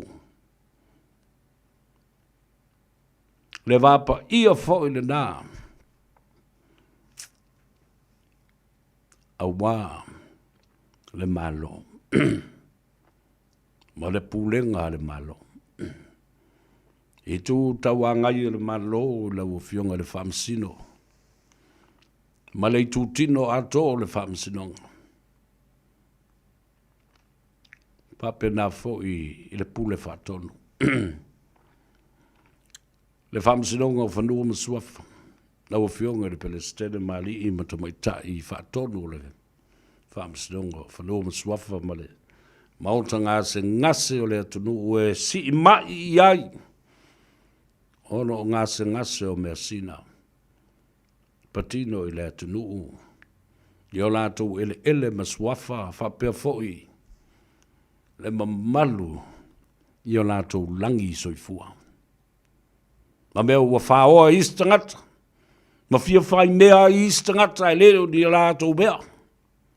Mea ua fia pule i stangata. Ai le te tau no o ia i le lātou pule. Tufal tātou pule kalame. Au pā angae o uso ma tō whawhine i lunga o le tātou api o le Facebook page whapea foi. Ma le tātou YouTube channel. Whatalofa i a te utau. Alo le soifua manuia. Sina leo, alo le soifua. Si Vale Pasesa watching you from Long Beach in California. Whatalofa atu Long Beach. Ma malu o Samoa lo alala ai, ma papa awai, Redondo Beach. Ia, whapea foi lau fionga. E le whatonu o le tātou polo kalame. O le lupe whalele, le sunga, ia, tuila epa whaftaisua. Ia ma utou umo lo la lango le polo kalame le nā, pe una iai ia moa whanua. Le sunga ia tupai. Saft, ia whapea foi le uso ia le ota molonga. Ia ma le tōtele lava utou lo o tau whasoa i foi le polo kalame. Tā ua tele. Ele ngata i lea. O le sunga ia tu le epa. Ia malona foi so atau ma le tōtele le lātou au nanga o lo whatino mai i San Diego TV Samoa. Atalo whatu to sunga tu le epa. I tu vai o soli, masa mari o toa. Ia ma lau tau foi au nanga ma le tautua. Le fionga ia fonti. Fonti lea au loa ma le turisi. Alo le soifomria.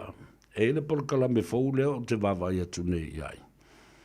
Whaftai atu foi i lau tau foi whato whala inga.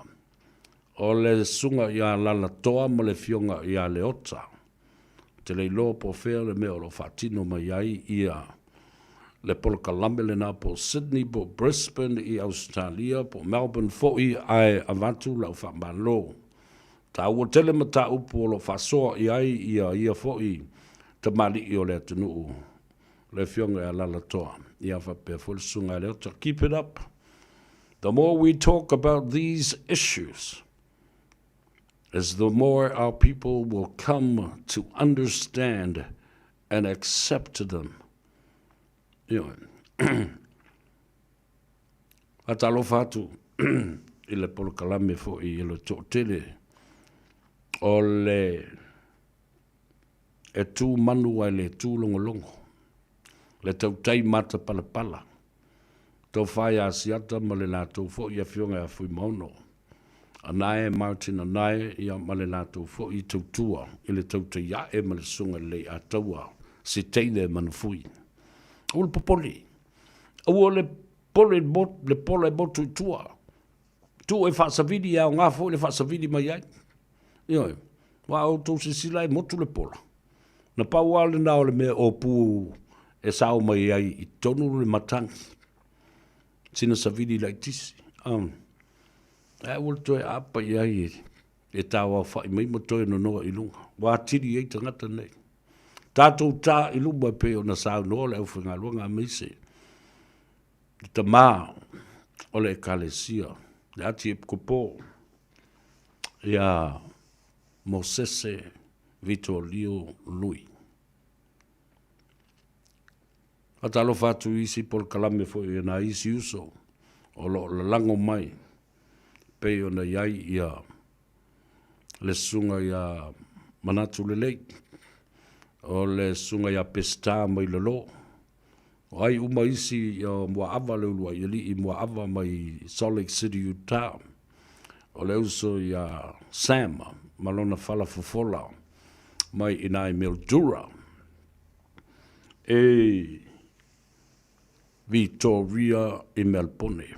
Ia ma le tō tēne lewa o isi fo i o lo lātou. Ai, au te vatu le wha maa lo ma le whaafatai. O no le telo ma tā upule nei, e manino lo maalama lama i ai Samoa i lona wha maalama lama ina. O tau sinsila i ai, te le ia.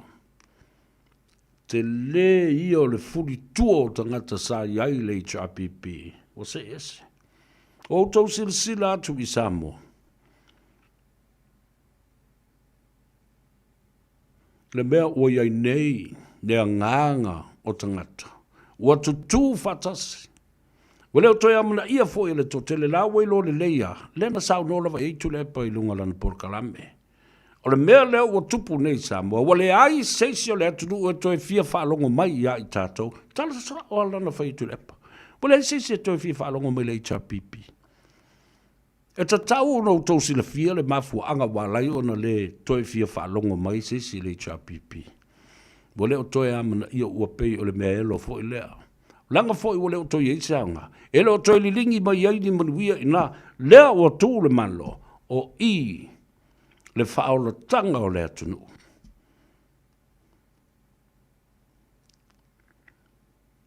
Ngā lulue le atunu, ma le malo, ma le pūlenga ma malu wali i mo whai pūle.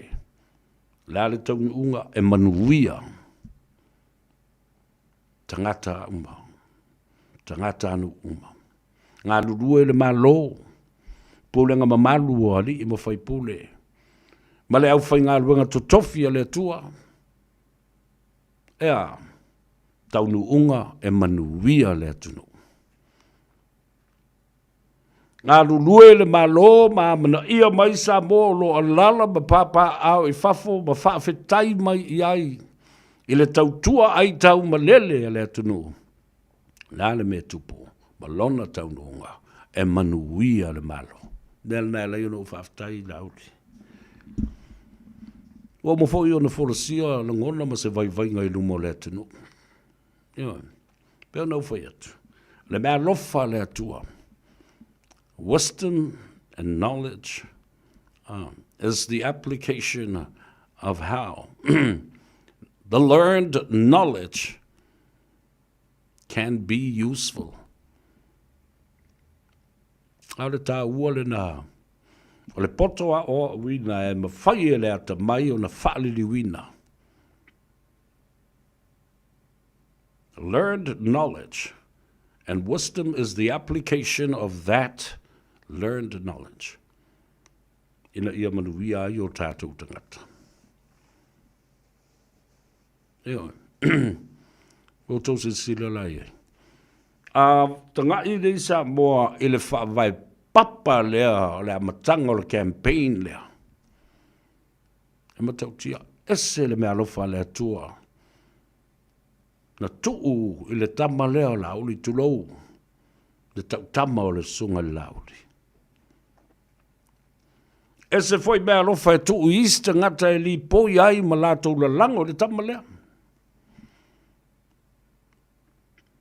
Ina ua o mai le sunga lauli ma maa whaafsanga i matalanoa ma whaasoa. O le atula i ese ma whaatū se isi whai ngā malo. Ai ua whaasa o ia le 2AP e tuila epa whaasa o ia mai o le TV tasi e tutau le tutongi. Ma tau mōria fo i e se whaasisilanga ua ia whaia. Ma manatu ai e tutau o le mōria la uli i le treason. A lea no tō whaafafonga lava ia i le whono muli lava le lua whelua sifuru.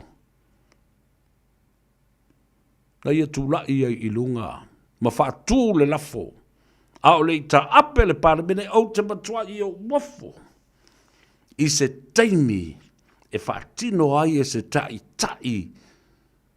Se la ngona whaapea. O le a ta ape le paramene, o le a inga o Samoa, o le a oe ta pena. Le whaatani talinga o le whanau mai o le pepe o le kilisimasi. Le lua whelua se fulu. Oh. How can a country's leader and the leader of parliament, is that the kind of gift, a Christmas present, do you need and want to unwrap?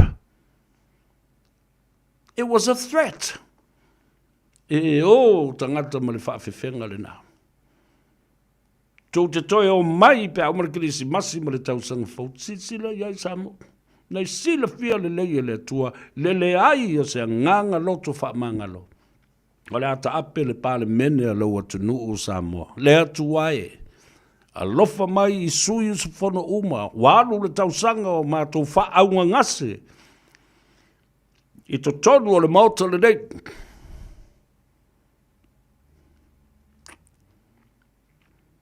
E ala se sau moria ma se mea lofa eo. A le pepelo upo le tatalo. Wha maa ngalo mai lau pale mene. Wha manuia atu ke visi masi. Ai fo I mai loa toi ta loka uma I la tō nei o le amolia. I le fau malo ma le fau malo. Was it a happy Christmas? How was it like? What do you expect from a leader of the country on his final speech to close down the 17th Parliament of Samoa, or the 16th Parliament of Samoa? It wasn't so good. Ai ala, palo mare pomu, luafe lus fumartas. Pale ai se morianga o le treason. Pātau tau whangu. Iau I nālo na matua tapili ai ma whieli foi o tangata nei. Su elo ma se mea matua whaaleanga I le malo. Te I le malo. Iau. Sina leo, talufalava, si vale pasesa. O tala tapai, talufalava, watching you, Seville, from North Carolina. Ia le na whawhawina tānielu, a lole sui whumuria, Tina Asio, o le Leo Churchy, ma lo lava whawhetai I le whawhawhunga mai, ia whapewhoi ia so le mulu sa vau pasene. Whawhetai, ia whapewhoi ia so whatasi Maureen Tufele, tala whalava, ma lole sui whumuria, please share our program. O mataumu oti, talawalawa sisi ngā fua Samoa. Ia, malo, whawhawina tānielu, whawhtai lo mai mō mai I Otara. Ia, whapea fōi ia ana neti, talawa ana neti. Whamele sela ko walaulia. Ale umano fwoi atu, ele kau walaulia. Tangata whapene. I wawotu mawaile le whaamawa lunga. Pemele leise la to pala yo ko e vala uri yo ko. A wala ko le kaunga mai I mea le malo le fai. O to tangata le pale mene. Ele tau vala uri o to. T-Dog tala falava malo se fomria ana neti o ana tau ili maka mai le fale. Ia ofea me ko fale asunga. Low please. Ia JS Yuli ali tala falava alo le soi fumria yo ya le na tatou mana tua I fo I ale sa ole se sa no anga fo le ale ati e kopo mai o so ala o le kiki o pe volo alta poi le mal dia yo le fionga ya Moses ya patele mai ya Father Moses aso la o le kiki ia ngalo Gagaifo ape a mai pakele ma ki a Kongo ma kanga ka maululunga o le kalesia. A o lea la wo wati e koponge, so le mkwale e ia ma se ponga ua e sa Gagaifo mai a kia.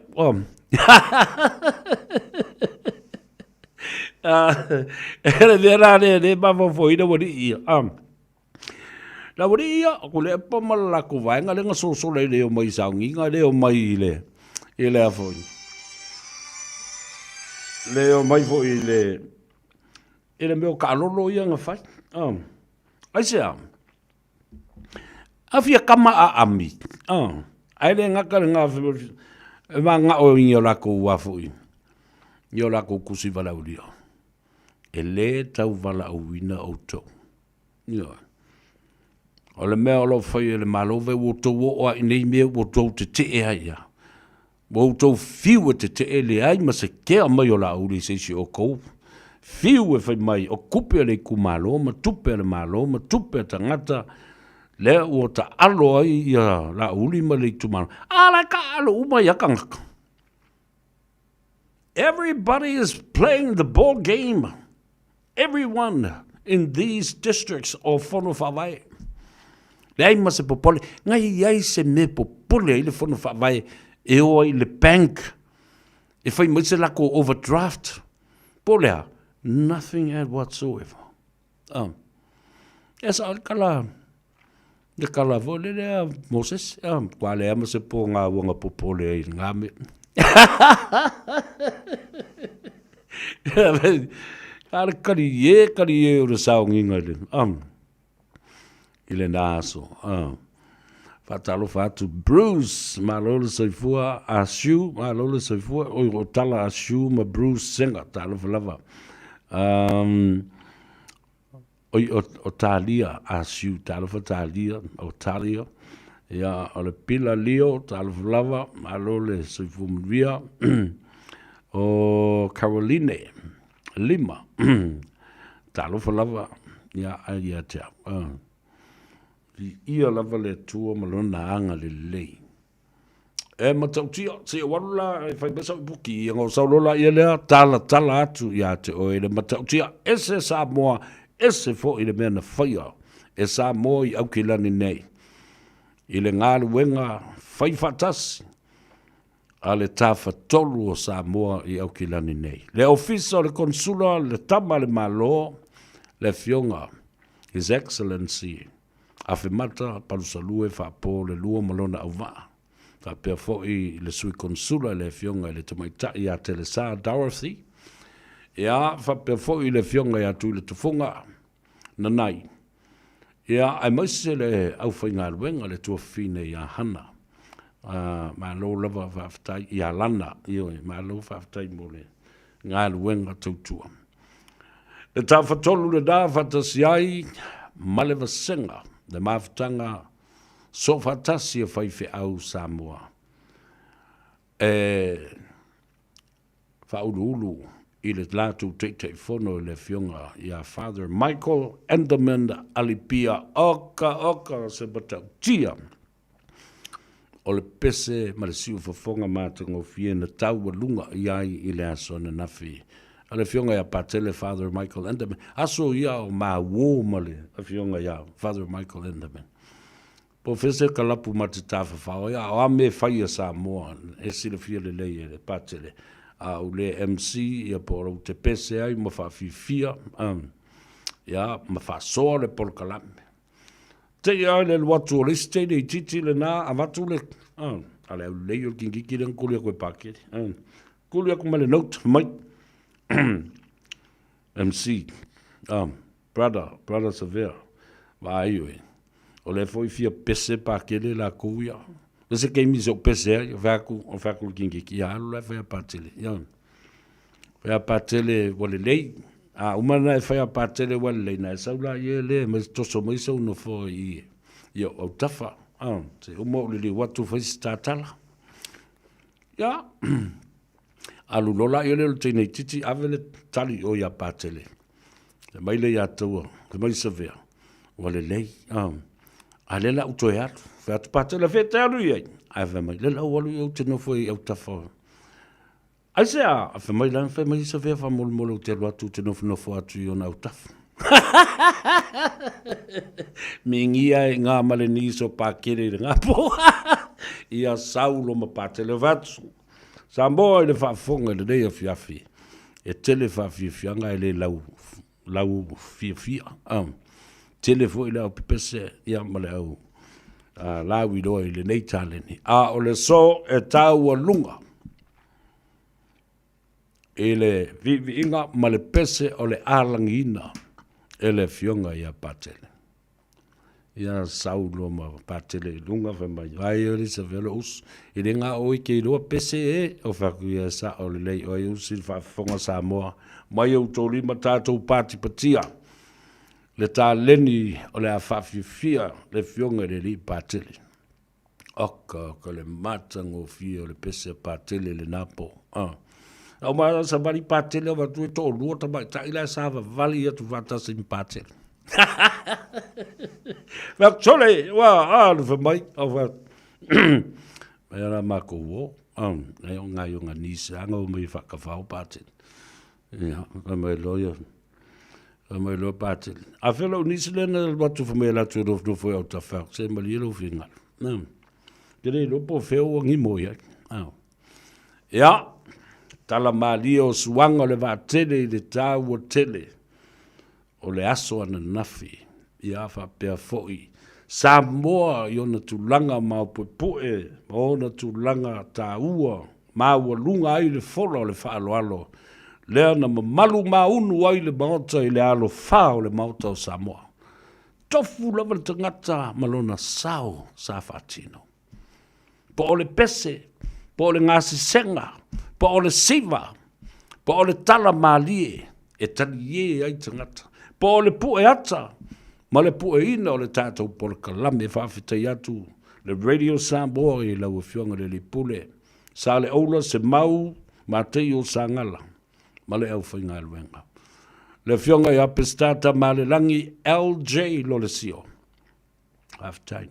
Haftai atu tauta ia e ma lau tau fo i team, mo le lango ina.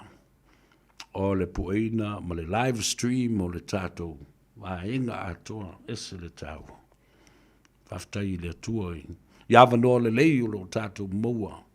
E hala atua i se tautua whatau waa ma, le au ai lo pale ma lo titi Samoa. Ona ua pau o mea ua fua mai e le atua, e mo moli atua i. Se au nanga whatau waa. La tātou wo e tāle pesi. Ai, ole mea mata utia le nā i le asona nafi. Wa sau soni fo i le atunu ai na au ki lani lava i New Zealand. Sa whaila na sisi ngā fua. A usi atunu umo le lalulangi ma isi pitonu ue pe o Christchurch ma Wellington i wha pena fo ia. Pei ana whaise, sisi ngā fua a Christchurch se utoe fesiringia ia pesta Alex Fido le whaululunga fo i o le siufonga o Samoa. Feso tai la lo i Christchurch ma le aio kewiso.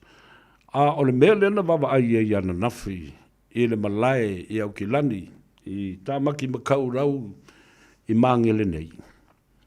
Wow! Ua pei ua mai whaatasi tangata, ua apo mai le au tū lea togetherness and unity for a new beginning. It was beautiful. Au wawa ai nafi. Au whai atua i lau whanau o e tilo saloifo i lau skulati. Pe tau te tau istangata e ngoa i a kānata. Pe tau te tau fo istangata e ngoa i a limonki. Longo mai. Longo mai. Ole a ami whapitoa mai i o luma. I a tangata nei. Le waka mako karangoa ma skulaki anga. Fak so se taimi lava e wa ai sisi o lauri inga i. Wakua kai kai mai lo. Mono. Tai tai mai ma mai ni o lanu foi o luma. Se fai le le sea o ingo le wale ina. Tala sa o tala nano fai atu nafi. Eskulati. Ai wa alu le aso. Alu vitu lama le aso atua. Ngalo whakuari. Ma o se kala i sisi o lauri inga. Whamei lea ma sisi o sau. Mana longo o i le whaita toa lai luma le mena sisi e le fua. O i le kāpaka. Tau se mea lava. Wa umana lato i lo le leila o tala na whai atu. Po e mai. Te tai wha le mai. Yana mai la i ole i le whare i ele o te ia. Te whaisea o inga. Wa lewa tele o na le mafu whau nei ta ngata i le atunu o maona te tai ai maise o le vā ta ngata. Ia. Wai, ai a whioki le whio o mai. Makua mumusu. E le kai whio ngongo mai. I wala fo e loa. O tangata inosia. O tangata watu i tasi e le atunu. E sāwa wali solo po whē o iai. O matua i lo le lei. Ua wha oa mamalu. Ua whaoa le lofa i ai o tangata. Ua whaoa fo i le whaaloalo i ai o tangata. Tātou o e tāle pese. Whaamanuia atu wai. I le manawa o ngā ruenga o le nei a solua. Ina ua sifuruma le 3 minute. Ua te ai i a leitu la. O le wha, lona winga. Mana tuape ia na e malolo e a lava na ia o. Jack Miller, talofa lava. Ia whapea fo i Caroline Lima. O le uso ia Maze Suomasi. Ia whapea fo i mene. Talofa mene tautua. Malo le soifu mduia whaftai. Whaftai atu ia Samoa. Uma lava i la so nafi. Sa iai. Le au fai pese. Le mātango fie. Pele tangaloa. Talofa lava. Ia o ka fiu fo i kisi mafusi ia ngafta. Vau sa tole a foa poliko. Alo le soifu mduia. Ia whapea fo i ia. Whamai vau sa malo. Pese le mana i o le whasoa. Ia whaftaili i vau sa tole foa. Ia alo whatu fo i le uso ia Sam Johnny. O Senia Mamea. Ta alofa Senia. Malo le soifu mduia. O misia la vai la soa nafi. La u wofa pele si o te maa. E le to ina malu lo manu malo. Le sunga Reverend Elder Retired Pensiona. Ia Mamea tan yetu. Au o te i le e moi fōna me pu ata. I o i tia whau. Ai o tau atu ai loa. I le ulu sina ma le au sina. O le toi ina. Lo pupula sao mai lava le camera. Le rope lai pupula sao mai lava e te au ma whapea mai le lima eno. O whapea lo oi talo whai. Whaftai le tua lo. Maua le soifua. Ai walu. Ona o se valau. Lia mana tua fo. Le sa usu fono nei. I le lau mua. E le whainga mea le kalesia. E whakasa. Ai na rua tua ia. Ia maalua le au i tua i matau tu le whanga malasami. Ia ma eva ia ma whaatalitali i le teimi.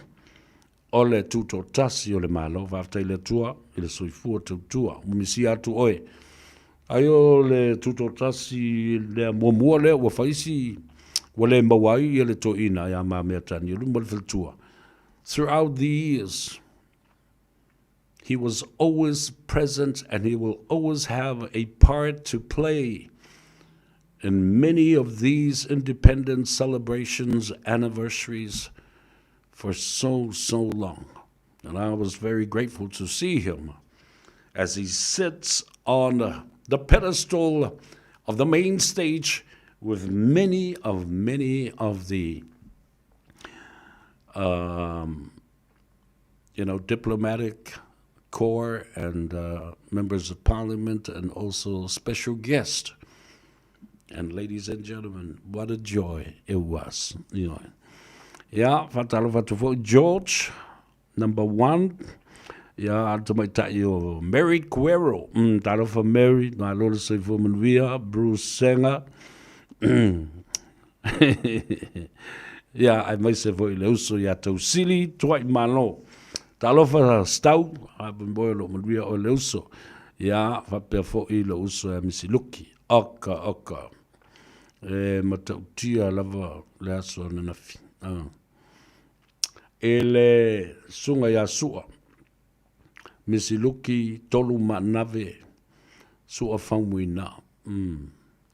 Whawhetai mo le tāleni, whawhetai fo i lau fionga i le li whautua whapitoa i le tātou whono whautua sa mo leanga le me mātango fie o ni uso ai nofo le lei mo le whealo whani ma ngālu lue whatasi ma pulu lima whatasi. George RM1BR for my uso. We're watching you from the Bay Area in California. Talofai. Lord is so we are. O le sunga ya tana lona, tufal tato por kalame, ya fa perfo I te mai. Mami malo sa ver fa soa, a sa o ai e misiluki ya o. Ua tangi lava le ai mingi roi mak. Ya le da. O le sunga ya umatango talofa lima tango talofa lava.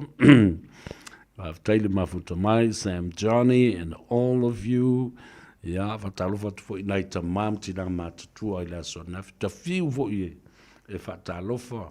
Ia au le nganga whiwhia. Ia mo le nganga whiwhia ma le nganga whaafitai lo. Mo lo tau soifua. Wafio mai Samoa maulu whao i le maota o Samoa. Ia maua matua i whaatumuli ai. Ma maua lunga lona ma malu i le aso ananafi. Ia. Whaafitai a Utita moa sili. Tālufu lava, whaafitai mo whaamnianga. Ia e mea whapea fo i leu sa mea lofa Ioasa. Tālufu lava ma lola soifua mnuia. William Brown. Ma lola soifua whaafitai ma futa mai. So wai atu leu so ia tali mai West Auckland la so nafi. So leu te tua tu lunga te pese e saulo matali ma mai le lima o le sifa fine au le ia le na. Au mai loa wosi lo, le si mea ta ua te le nafi. O whatu au tueva ai a lea i le tinao o le fionga ia pantele. A whafonga mai mam, whaftai tele lava i le tua ina o mo le ava noa i le aso nafi tātou te tue wheiloa iai le tina ia mei. Ma lole soifu mnuia, whaftai le tua i lo soifu anga loe. Ia matalo sanga fo i lo molia i le tele o aso whaamanuia mai ai le tua. I ngā ruenga olo o whianga i nei la tātou ue whaile le iputi malolonga fo i mai tātou tue a vau fo i le auli le nei o le asolua. Ia male mana vai o ngā ruenga. Ia po le ngā ngaifo fo i o Faiva o le atunu u le nei vai aso. I le nei asolua.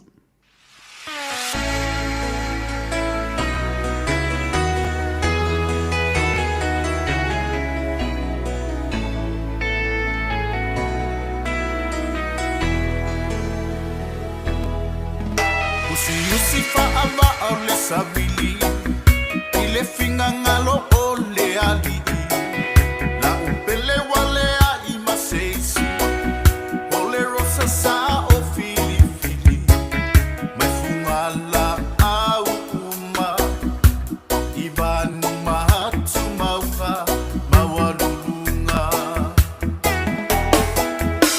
I never give up, I never give up I can't stop loving you. La upele oyo la rosa, sato mai isarona. Because you are the one. Because you are the one I love.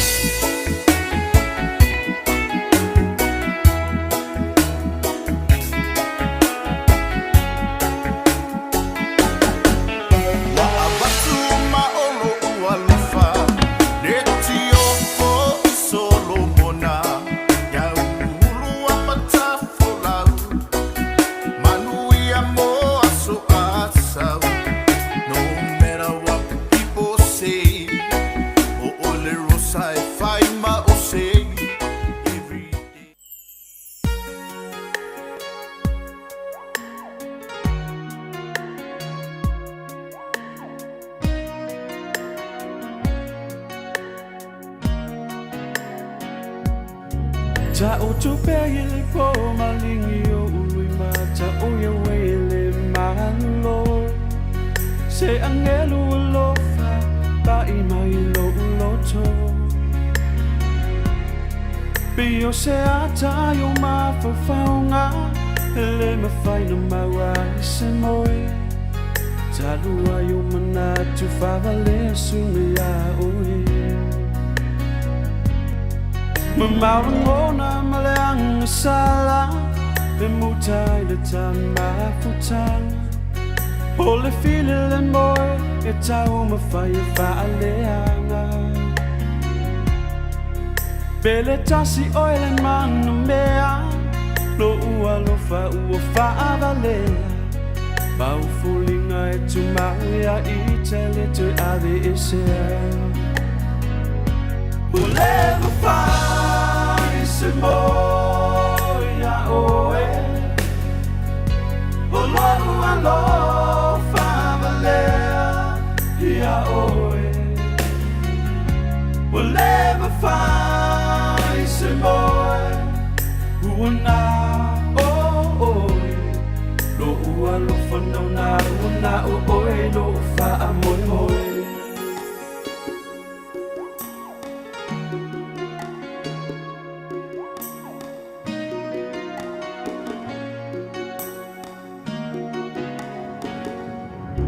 Ta o to mai a se fusi mau ita o lo walo fai le toi fa aluina e mama ango lo lima ia mana tua lo na uinga le ine fa amaru le amo oe mo awe o i le fa avavau ta tau toa i ilu mau le atua ia tu mahu o upu umanau lo unau ya ole pele lo uau ia te wilu fatu lo alo fai fa avavau e ai se taimi o luma se mafutanga sona tau luma alo u fatu e tu mau bea oe e oe le unga ulema fai se moia oe olo alo favalea ia oe ulema fai se moe una oe lo ua lo whanau na una oe lo fa amoe moe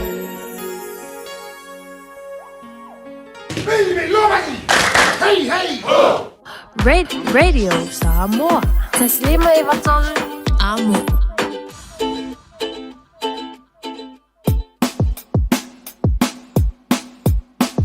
Soli. Iro. Olea. Ai o me fia le vai ngana le soli. Ea. Ai mo ni eu ko. Fio voi me ali ka o fai e ko e me soli. Ea. Ya mio vo le ka. O si. Fai o ka pon la ko e. Ya o masa ye ya la ko ye ka fa ya. Ai fai be na ko. A e maunga. I fo vanu. Kama fai nga mangu mangu. Iolanga e malie. Sole ele fai ngofie. Pe a kuidunga. Ai ko so o e ilalo.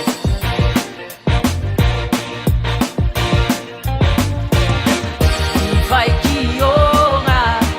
Oe o ma fai o konga. Ke leo ki ai a. Alu yai. E fai anai. Apau. Oe ku. Kafi celulo udu. Amalepe. E ngau. Oe o solei a ole fau. Asese. Oe fai. Le ai e se pule mai.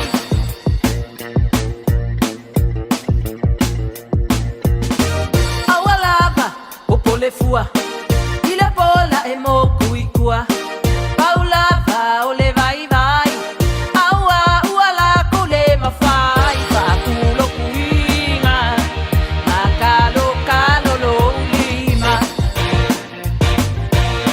O alava kaleni.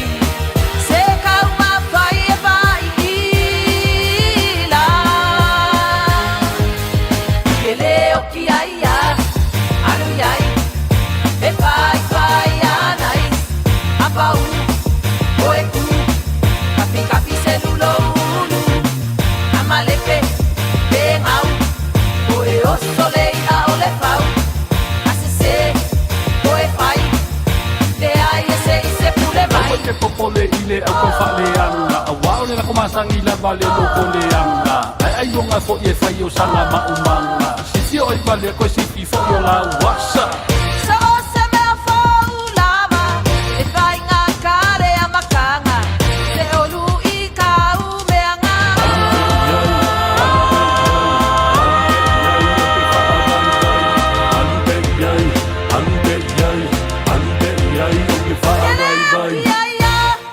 Alu yai. E fai anai. Apau. Oe ku.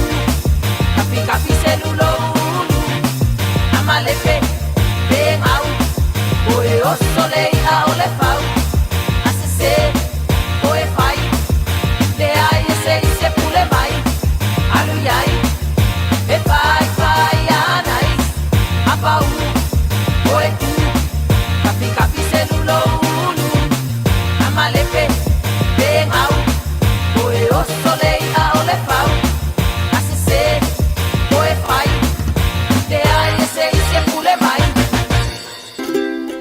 Talo fa Samoa. Wa ule ne yo kas futialu. Awal sui ya ngila wa le kio. Aeva eva mai ina se fudu lima iva kolu. Amo Radio Samoa. Vevela a.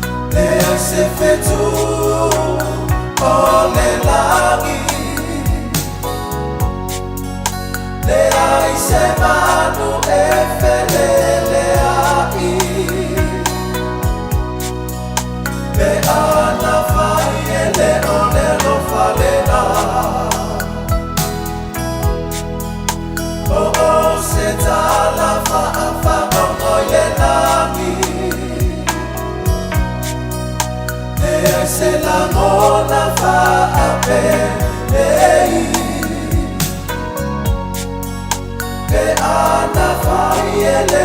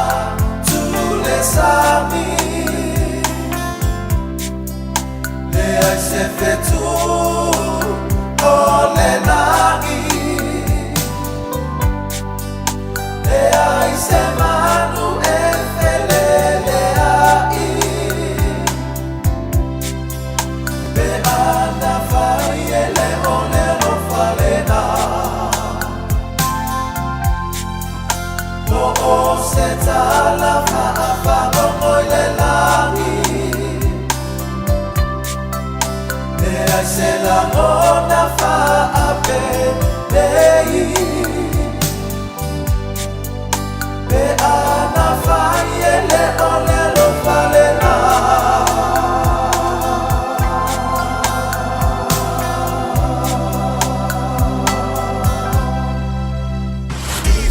Radio Samoa. Taslima ivatolu. Amo.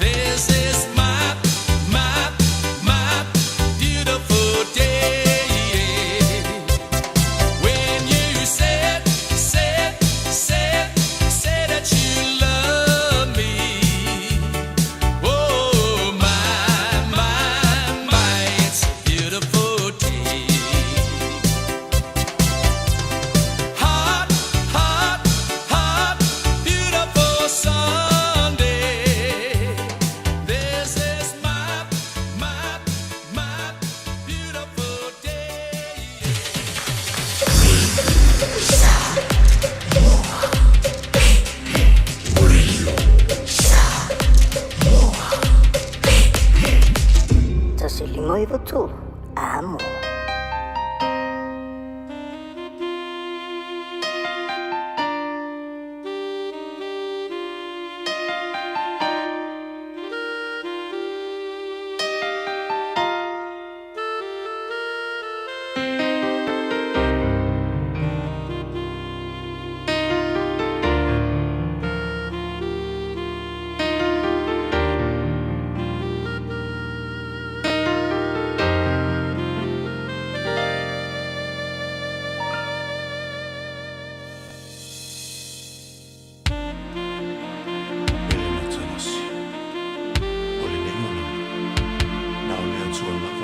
tasi fuafuanga.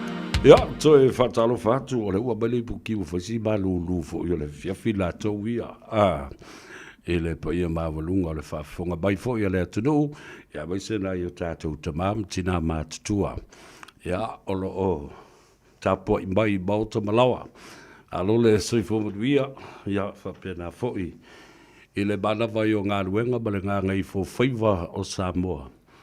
I le nei fo i a solua, amatanga le asina o Ioni, taimi tā ua tele o le soifuanga. Ia e maise o nisi na ua manawa ngā ruenga. A o nisi fo i, ia o le na ua tā pena atu, mo le sifi po o le fiafi whatalo whatuai la i le uso ia Brian ala i lua, ia mai lātou umalawa le mamalu o Samoa o ngā lulue.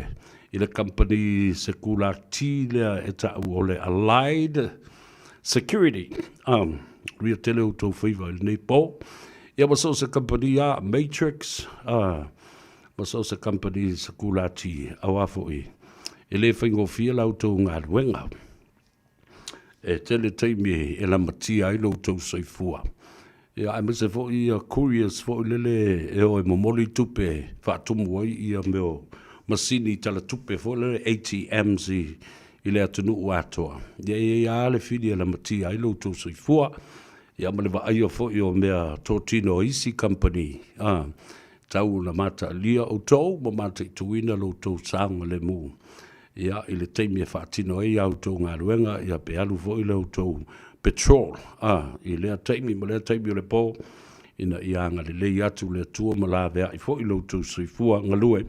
Ma le soifua au auna i so o se taimi, lungo le ala tele, o lo o whaafungafunga mai ai le to tele o le mamalu o Samoa e whaia le ngā ruenga, o le ave pasi, ave lori, o le ave kikapila, ia lātou fo i o lo o whaia i a couriers fo i le mori ai lava, nei a lātou lava personal couriers and independent companies, ia whamuni atu le tua i ngā ruenga lo whaatino, lau ave taxi, ia ma lau ave trade, ia ma i lātou e whaia, ia whaiva o le vātia te e pe o le ei tātou ave vālele, ia, to mai whaapitoa nā o lo mwhai o nā a whetalo loa i lea tunu e kere aru ai sisi mea, o le vā o le sami, ia whape nā fo i le vātia te i vālele savidi o lo whetalo loa, ia i Samoa, mese lava le nei teimi fo o le tausanga ti ngāna, taunga tā pāsese, ia ai o loo malanga lava le atunu tātou nofo ma te talo,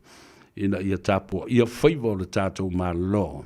E o ia la ele o iai se tupe, fo ele le o whaanganga mai le paketi lea. Ia la fo o pepese ia ma vivesi. It will come as a surprise, awa, i te tonu o Samoa le teimile nei, e mata utia le tele o le tupe la o loo iai. E ma whaifo ia na whai a tātou ai tā lafu external and internal debts or internal loans mai a tātou whalapu patonga te tele nei, le UTOS, le vaenga le tausi mā vaenga le tunu, whapena fwoi ma le nupi whā, National Provident Fund of Samoa. Le fwoi nau tau whafonga e, o whatalanoina ia le whionga ele te whono fau. Tautai o le tua sivi tanga loa Eddie Wilson. E na sau noa, o tasi tesi ma le ono. Biliona tā la. Le tupe ma aseta o loo iai nei o loo whaso so le te mau a inga ma tufanga. I lea vai teimi ma lea vai teimi o le tausanga. O se whaamnianga le nā mo Samoa. Development Bank, our central bank. E le ngate le nā whapena fōi le tātou Foreign Reserve. E matautia, e matua matautia lava le tele o tupe ia o whaanganga, ia maise. O le mea lea leiona a tu maupea fo i le loto matau o le to ina o tu le epa, ma le HRPP. Ona lātou tele i whaaso ina mua, i le lātou tala whaaso le pito le whaa se fulumon tupu tau sanga o se ei to tonu o le malo. Lātou tele i lopo whea me au mai ei tupe fau nei, mai la tutele I whaso ina fo I se te mao a inga. O siri atu le piliona tesi ma le ono miliona tāna. Ilo lātou vai tau. A ea ta inau 40, ta alofa lava ma lole so I fuamanuia. Ia, whamea lo mātou, māta matatu I nei. E le pita no o tua kau. No whanga siri no telen me le anae ma le I mawai ina. O penina, talofa penina, ma lo le soifua mnuia, le tua whine a mei a vito. Ia, whapea foi I Triple M Whamausili. Ia, whamai mei, whaftai a sa vea, lea lawe ave I le lauda. Ia ma whaalongo atu I le polo kalambe. Ia, le lei. Whatalo whapitola vai le uso Ia Peter Luamanuvai. Aso nafi sa mātou whilua iai. I le wha ausi fo I lea le foi vau ese. Ia whapea fo Ia le tō tele o li imata mai tai o lo o ha o onga ai. I lea onga le nei o le anga nuu o Samoa tūmanga I whanua. Ia ma le whaatun folau fo I le launga a tulawhale, ma launga fo I a tamari. Aftai atua I a siata. Le fionga le li te whono le tātou whono fofoutua. Le li lo ia sinia, le sunga I a siata, atina e paai, ia pola u fionga fo I la loli. Alo le ngā lulue. Ia male tō whaere vai malai, ia siata whale malu pio vauriko, o lo o whātou teia lea onga le nā whafoa I vau ese. Whaftai atu lo tō sau le anga tonu o le atunu u lea sone nafi. Ia whapena foi ia lo tō anga le lei ma le lofa whasoa I le tūlanga o le tausi o le tātou Malta o Samoa I lea sone nafi. Le ngātai tutonu o le Malta a o whafo atu foi o le Malta sa tumutumu ai le atunu E le whaatinoina o lātou whale inga o vendors and also food stalls o ka matautia. Ia, ai le ngata fo ila I le nā. O le tūlanga sa aloro whai le tātou o tunu mā ngai mai fo I le whale ie sa whaatau I nā tuai le tātou talo. Ai, o se mea lofa whapitoa fo I le asona na fi sa mua I le avanua. Au te ma futa tuai ma fatalofa ma ofo alofa atu fo I le sunga le whawhengainga. Power Ministries le sunga ia Pastor Waiter ia ma lona fo I au wa. Ana ia whaftai le whasoa whamalosi au whaaleanganga ia tele teimia le li o le a sa iri e fo I se avanua. Whai ai se I puti ia, po se kofe fo I matatu whasoa I pea, I le alofa ma le anga le lei o le tua. Ma ano me alofa wha le nganga, ai mese, le musu musunga le nganga pa ia, olo o lima te ina I tātou, ia tātou whai unga e whaia. We always have a choice. Ioe, awa po le a lava le excuse o le tangata. We still have a choice. Ai mana ia I o le whasoa mai ana fia le, ale sunga le whawhengainga ia Pastor Waiter. Whamai, awane a vea le fili na te whamanatu pea ia te oe, o oe o stangata whaleton. E mo I wai o tātou o tangata, o lo sui fua le lalolangi o tangata. E le eisisi masafia whaami o tonu I lalo le la. Ai, ina ia tātou malolosi. Awane ia vele ti apolo ma mea whautua ina I tātou oira o tātou un tangata lele. Don't let Satan instill in you the thought that we are guilty in our own conscience because of some past mistakes that we did. You know, whale tonu sa iei, I le teimi ua tuanai. E whamanatu ala e le ti apolo ia te oe. Your guilty conscience. E mana ia sa wari e whaiwhi au nafi. E tā ua tele. Patalo whatoi la I le vasenga lea. O le imata mai tai o loa o ta wina. I le a onga whaaleanga nuu, whaale atu nuu, a wale tātou ngangana, tū maleanga. A wale o tātou I loa nei le meo le matau tia. O le leanga o le meo le tāpena ma le lea o a oina I le tātou tū ma leanga I whanua. Ma le ngangana fo I whaalo alo e tatau o na whaali ma whaao ngā I tō se teimi. E a veo pele nā ma tā upu wā o le neiwa yasu. Lea o tā utolua ai ma moe lua le seunga. E le ngāta o le whaamina tuina o le tūtō tasi o le tātou malo o Samoa. Ai whapena fo i le whapna tuina, o le whātāua ina o le ngangana Samoa i to tonu o a onga uma o New Zealand. Whamai le au tū, o le tātou ngangana Samoa i le neivi vai aso le ngangana. E a fua mai maunga se manuia o tangata, o se atunu. Awa a whai, e le mawhai o nā fua ma amata mai i maunga te tele le whao ngā ina o le tātou ngangana whaaloalo ma le ngangana mana o mia. Ma le tau safia, e atangi ai me nei e lua o le alofa ma le whaaloalo.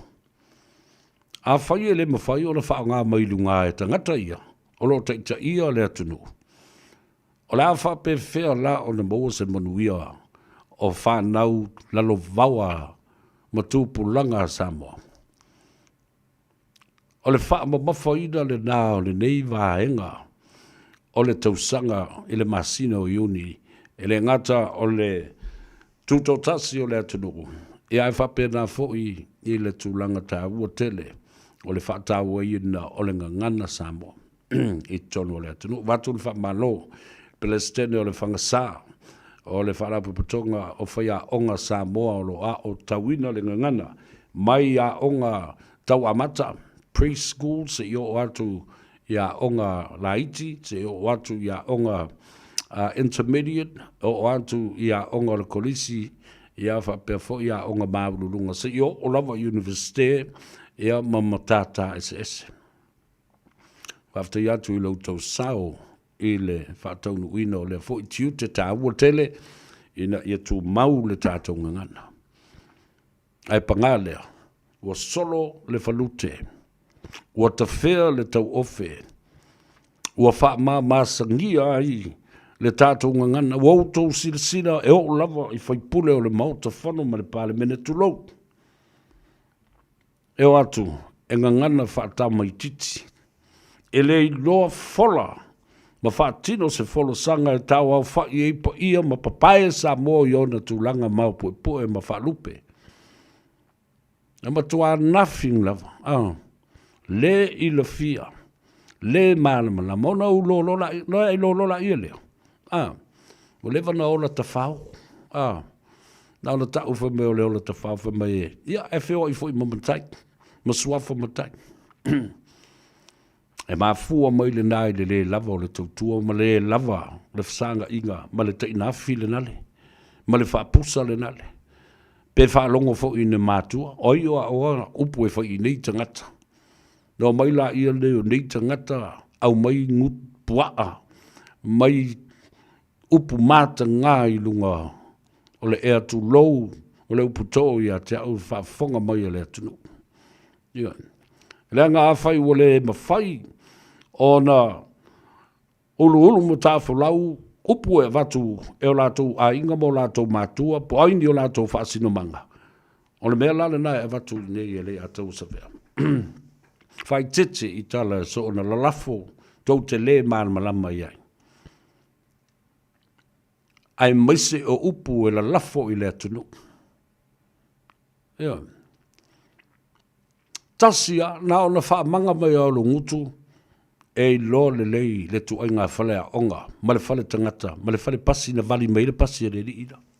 Auto uma. Ioi, nei whapea e ei se tasi e le o vātua, e ei maululu mo tāwha lau atu, e ei langona ma upu e vatu. Ina ia whai tete ai upu e la lafo i le tunu, ulanga le tunu o le au mamala. Ioi, alula ia le toe tangai ma toe sila ma toe tā pena lo ulu mawhale ma lo tua whale. Ma lo loto i whale. Po le ale tu ai ngana le nae te ngana ai i a Samoa. Ona e loa ila ia leo. Le tu ai ngā tangata i lo tangata. Lo tu ai ngā tangata i lo tingi tangata. Tau whanongo longo atu ma le whano no tele o teimi. E lea o ia pu o ulo tangata nei. Whai ai o tangata nei. A le tau te loa who I'm talking to and referring to. These people. These are real people.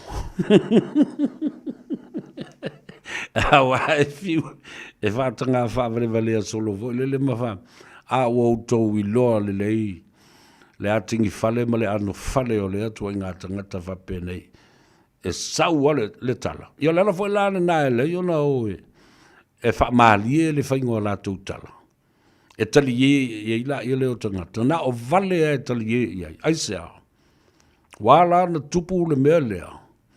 Wa mai iluma e lafi mai e tua. A wafo i le mana mai nisia upu mau tua male o lo le ngangana le atunu ue mawhai o nā whei mata ui mai ai se saunonga.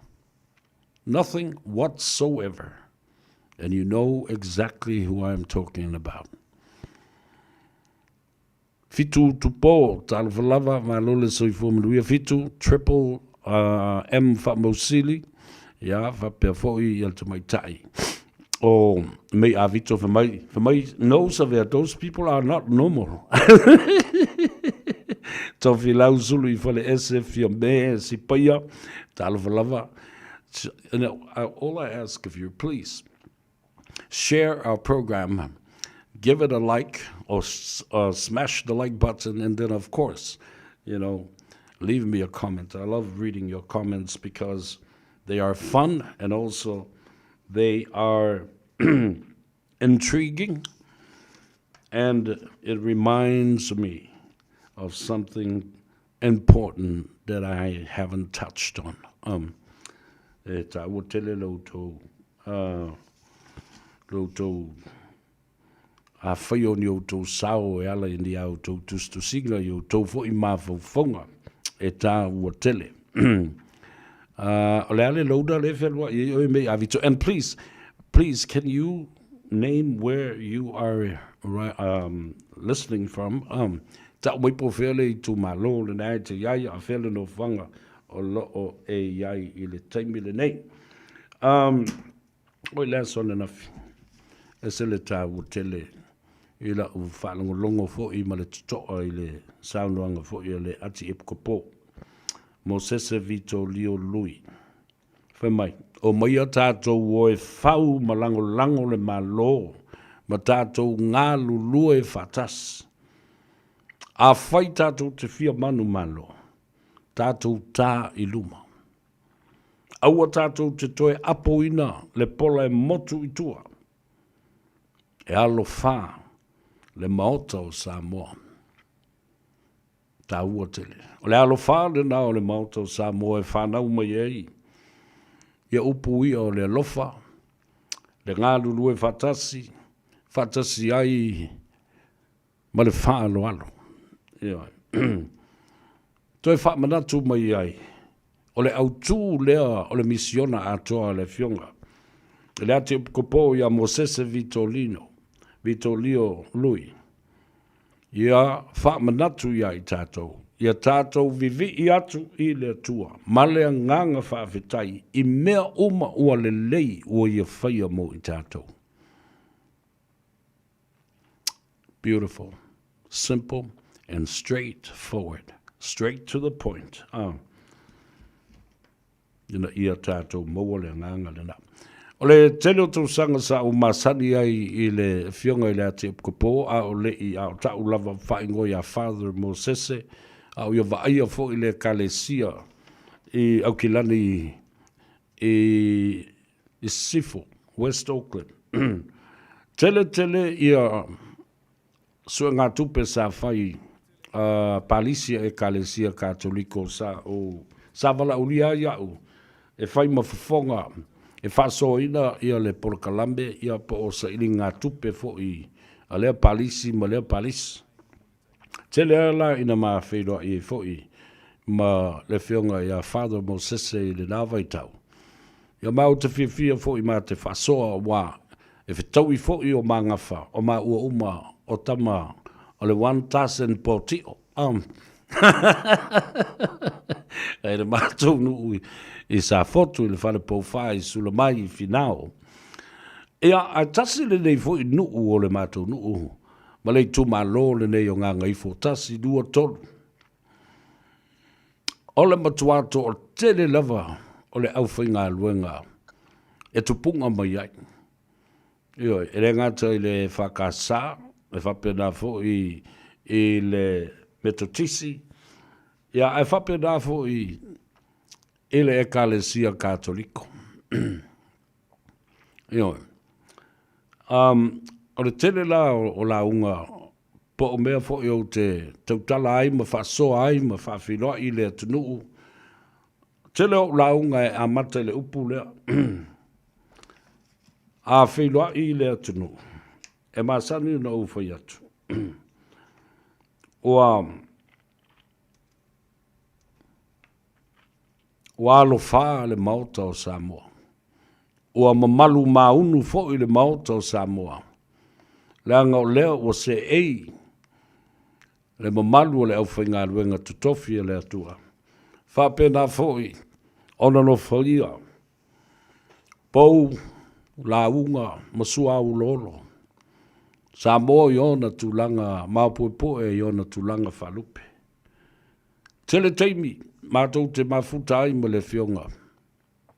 Ele ati e kopo a o vea le nā o se tamā o le kalesia i au kilani i sifu. Ai ina ua utoi whalongo le la unga leo. Ele aso sāna sa ima vai atu nei. Ua la unga ai mo sese. Ile upu leo. Ua alo wha le maota o Samoa. Fai so o lava, matautala ia so o lava e le fionga i le. Le ati kopo. O na o ata maalia la ia lea ma o whapeane i lo loto. Whawhetai i le atua.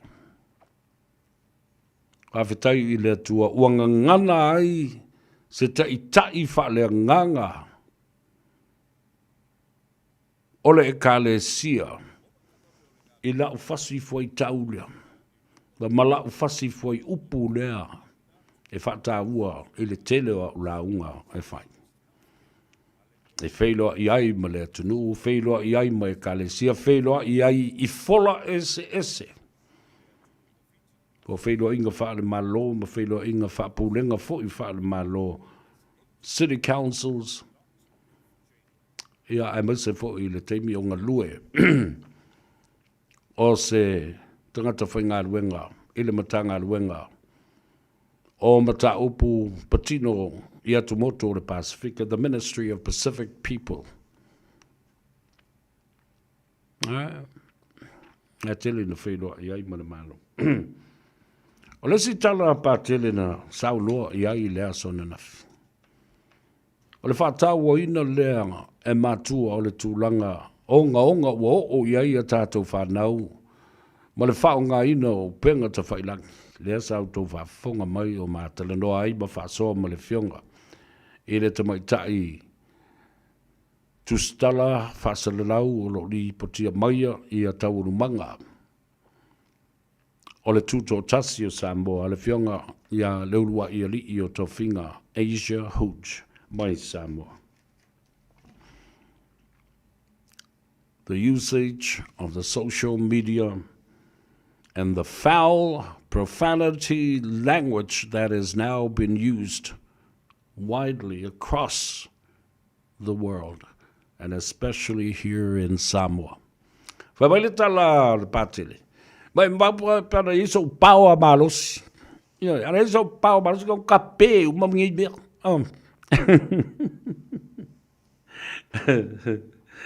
Ala na tala le na. Yo. Leisi lea whawhita uli wa tu lai mai te tonu o Samoa. Whamai, ua leanga Samoa, i le malosi o le whaitala pepelo, ma le tautu wai, ma le tusi lima.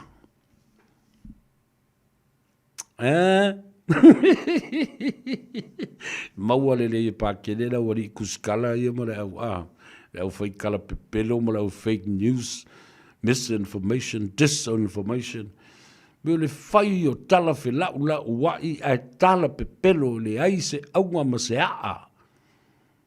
E mau waa ai se resource and sources of these stories. They become what? They become fake news. Tala pepelo. You ever see the and that's exactly why Samoa landed at this ranking of 59 out of 180 countries in the world.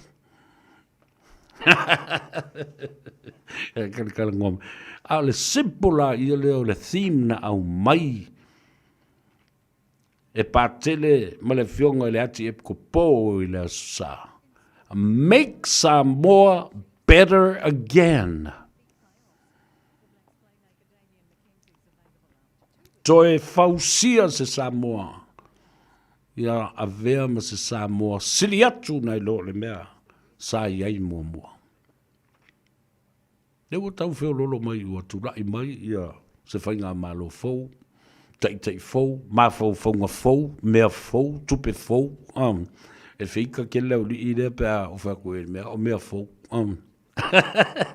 O are fwe le o ama whai mai. Mea se teimi mua le nei ua whai ai se mea whapele. Tupu se mea whapele lo lātu wai teimi. A le ua tupu le teimi o lauti. Mea fau a mea le sa ngui ka malo. Tupe fau. Mea le nā. E matua paso I le ba fau fau. O le awali ia. Po o whea mea au mai e la uli nei tupe. Ua fau ai lunga le tamau a ingo le atunu. Ma ua tau ai. I le tasi ma le 5 piliona le whaasoa. O le a ngai atu nei I ai. E vai ma tufa. Ma whaasoa. Ma posi. Ma lufi. Na paole o nān mela e tari I ma o whai mai. Ia wa koe ua mai whai mai. Sale kwa I mako uofo. Mea tonu lea whai mai mkwa lea ma se kupe. E musu. E I iwi matalinga e wa ai ma wha longo. Pea ta watu tangta nei. E le fia wha longo I ni tala sao ma ni tala mo. Na o tala lea ngā ma tala fo lele fafau e fia tele fa soa I ma fa longo ia. Voi. Ele na, ai fai wala unga fa mai si ate kopo. Vai. Aso o lai titi sa o ifo le to tele o fai fe au matutua ma le tā ua tele pa ia ma mamalu le au whainga me. A le la o ati ko po le ai ma se pona ua sau ifo mai ia tea. Whamaila na tala. Samoa ma le kalesia ma te itai. A mata mai I ta itai. Te itai wha le nganga, te itai wha le atunu, te itai wha le nganu, a li ma whaipule. Ma wha ulu lunga o I tu ma lo si o I a inga mai kalesia. Ia toi fausia seisi Samoa e sili atu nei lo le mea le o iai. Lua, ua ta whea le ofe. I le whao ngā ina ma le au mai o le whaaloalo. Toso mai le whaaloalo. Toi toso mai le whaaloalo. Upuna alo le whaalongo lau. Toi toso mai le whaaloalo. Sa lau I loa ai lo tātou atunu. Talo fai.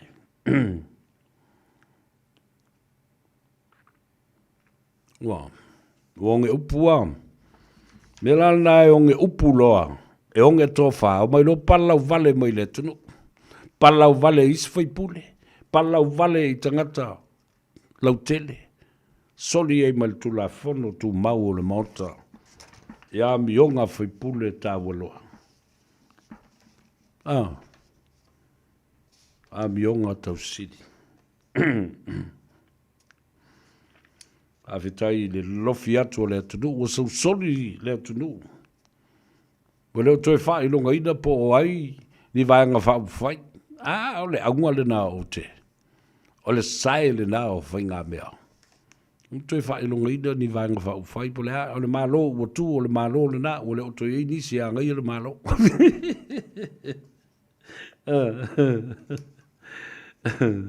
O al vasil na le tu le mai nei. Pe na vele le o to le o li ia. Tu le pa malana vanga i sauninga. Sauninga lo tu fa pe na fo i le ta lolo mo me o manana fa. O le vasil na tele tu le mai. I nei me umana whai o le tūtō tasi amata mai ta lolo se i o atu sauni ngā lotu se i o mai.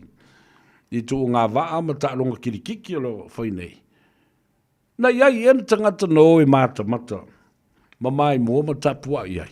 O le tali na sau soli Samoa. Sau soli pule ono i sa la whai.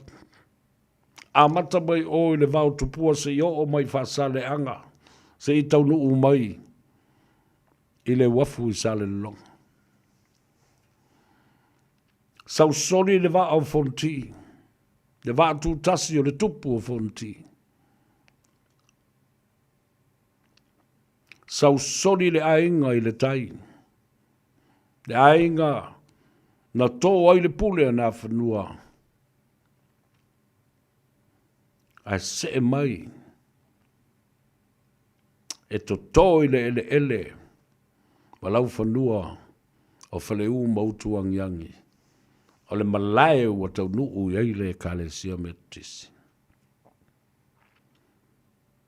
Si i mai le whala si inga tā o tū mua le motu i atui le manua alana whainga malo.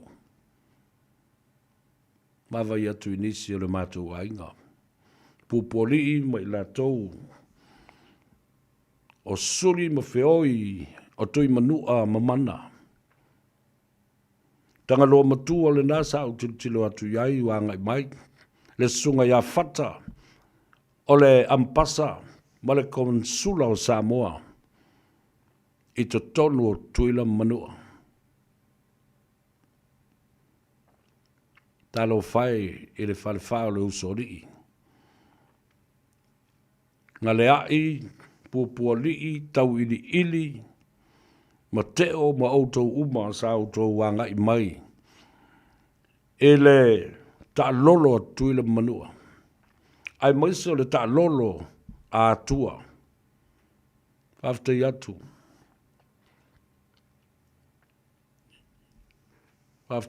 lo tou sao ta bua tele ia le tātou o mai e la lango fatas. Ia fatasia Samoa. Mo se amatang fo. Samoa's togetherness and unity will help us to build a new beginning. Beautiful. Yeah. A eto filau, fitu tupo, Louis, Malole Soifua, May, Emma, Jane Lawson, talo whaia Emma. Where have you been, sunga? Kwa lewa foi ngai alu oi ka whaua Emma. Ia, alo whātu mo altu fine, ia whapena foi ili tina, ia vai tupu. Ia, o whaafonga mai i Salt Lake City, i Utah. Ni le malo telo Amerika ya mi se fule stetel na o Utah. Fa mai fitu tupo de lo savage e pesta oi. E se ka i mo yo fitu la to ya malo le se fum ria va taile ma futa mai le undanga male tutua fo i le yaso. O baba ya tu le matango fio au foi pese.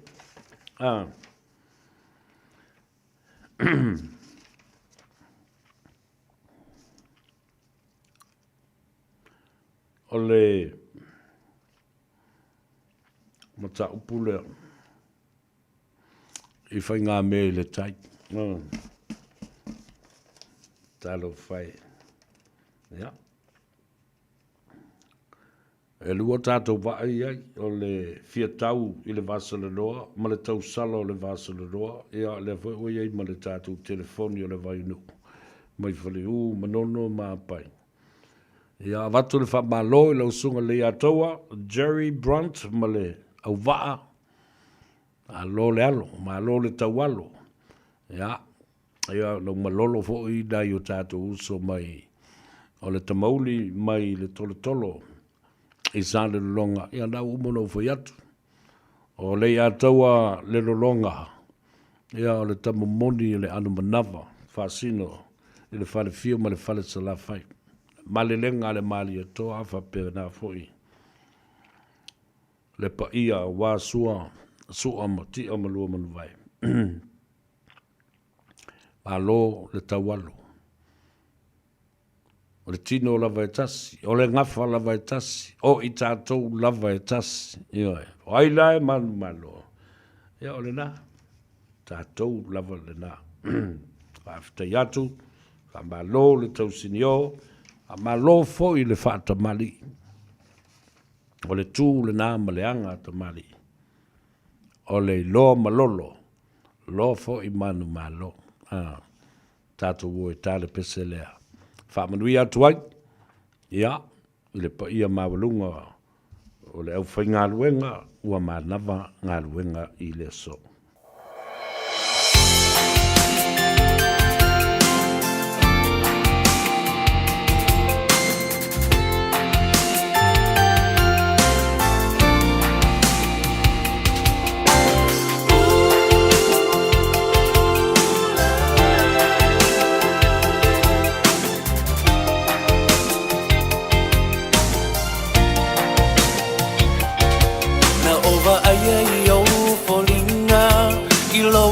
Sau te uina Vea se sae Ve ave tu ui fea Ae o no lo ua loka Mu oele mo fai una uma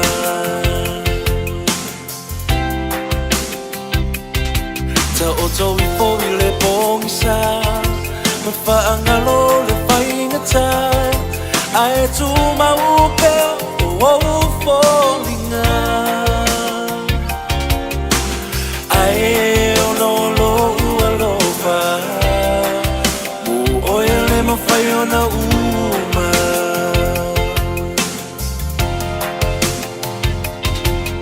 Ua o e loa e alu E fai na tana ngalo e lo fatu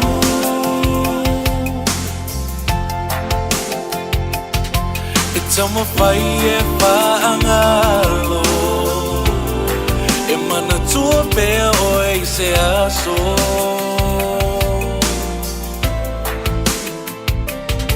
Pea e tau talele sao E manu malo lalo manao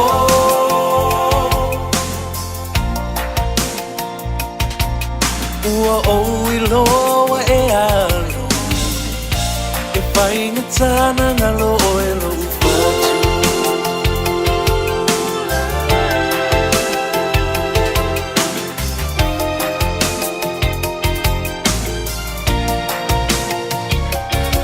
E tau ane o la uva ai Walu tutu fa atasi mai Ma la uva alongo wa e fa atofa mai Ai tu mau lo ua fa mo oe I ua so o tutoe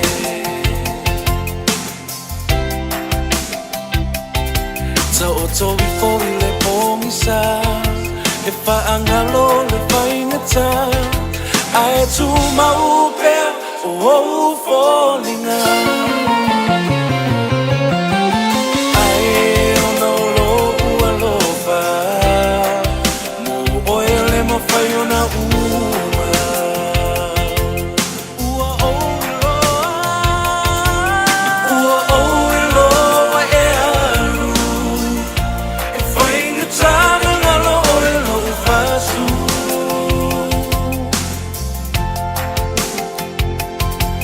Tama fai e whaangalo E mana tua pea o e se aso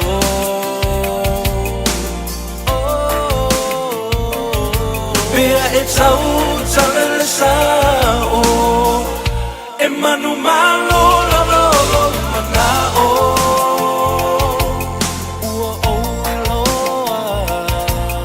ua o iloa e alu e pai ngatana ngalo e lo i fatu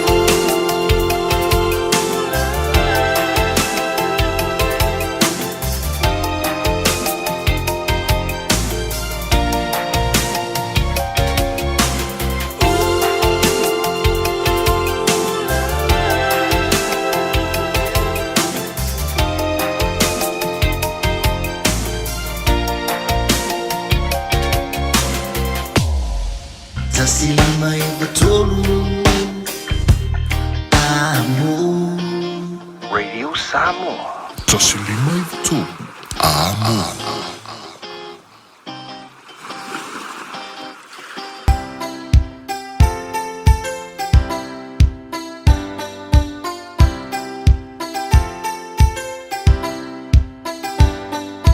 Daddy, I dedicate this song to you. Whenever you are my daddy, I just wanna say thank you.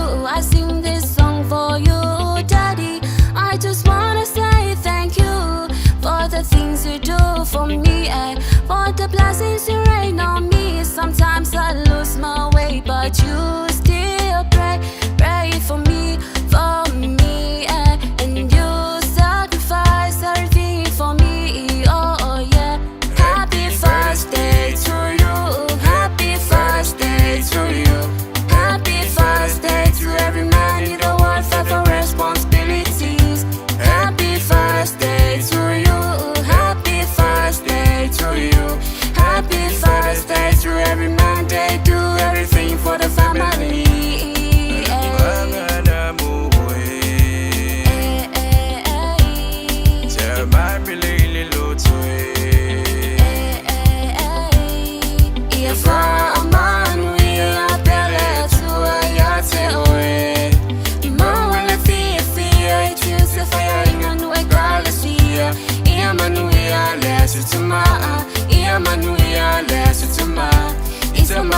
Samoa lo tau mo la so aina ia manuia le sutuma ia manuia le sutuma itama uma Samoa lo tau mo la so aina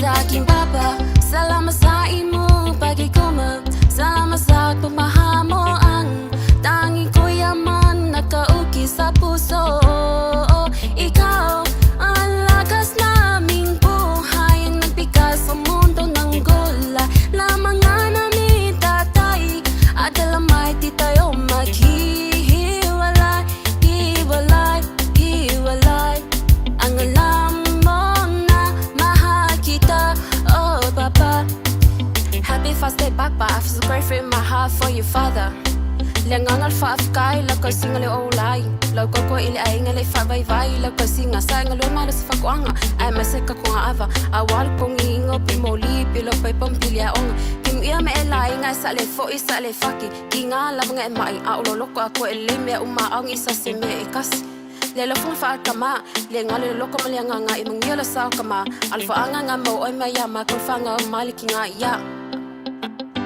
Happy first day to you. Happy first day to you. Happy first day to every man in the world for responsibilities. Happy first day to you. Happy first day to you. Happy first day to every man. They do everything for the family.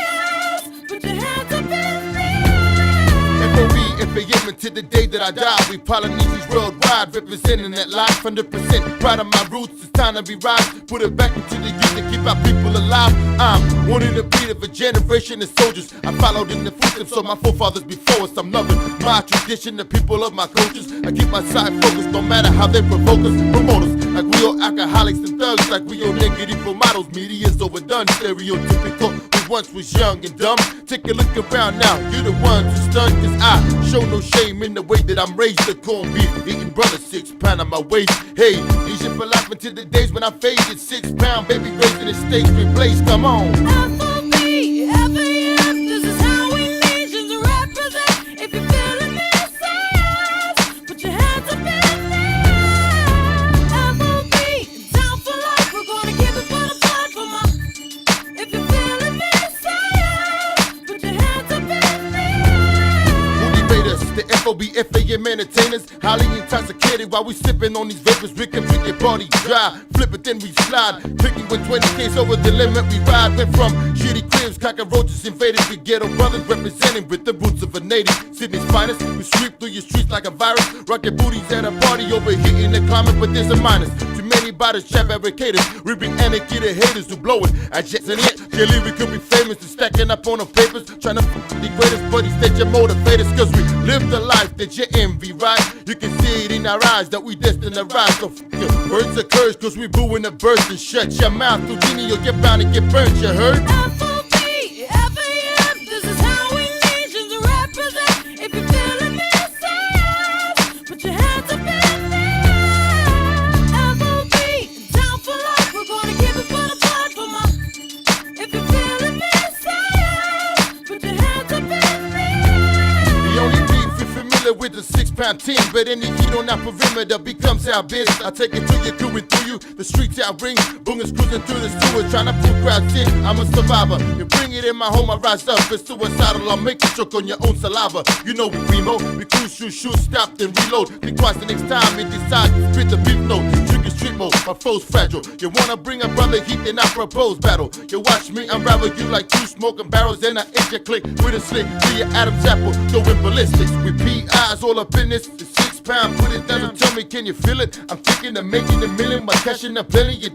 I'm just in it for the 7 figures. Watch how we bring it. F-O-B, F-A-M, this is how we nations represent. If you're feeling me, say yes. Put your hands up in the air. F-O-B, down for life, we're gonna give it for the blood for my. If you're feeling me, say yes. Put your hands up in the air. A whaia lo o yaimi la pisi e se mai I la pisi maasani. Pei o tau ta wha te kunolosi, o tau ta mamafa, maisi. Aua le la foia I le la pisi. Ai tanga I ane I le aucklandcouncil.govt.nz/where it goes. E te sila fia ele no whangai avianga iai. Tāmaki Turuki, all together, Auckland. O le porokala me o le Gagaifo Faiva malei a taua savea I lunga o le Radio Samoa. Ua mawhai o na awi nātu ona o le fesosori mai o le Pacific Specialist Healthcare. Ma le tongawitia o le ngase o le fatu. Ma le ngase o le kanesa I whale mai I lua I Nandi Masuva. I le atunu o fiti. Asia siane I le upenga tawhailangi. Pacific Specialist Healthcare. psh.com.fj. O e si la fia mea e whaatino e mawhaiona e umia iso fale motu le lumanai.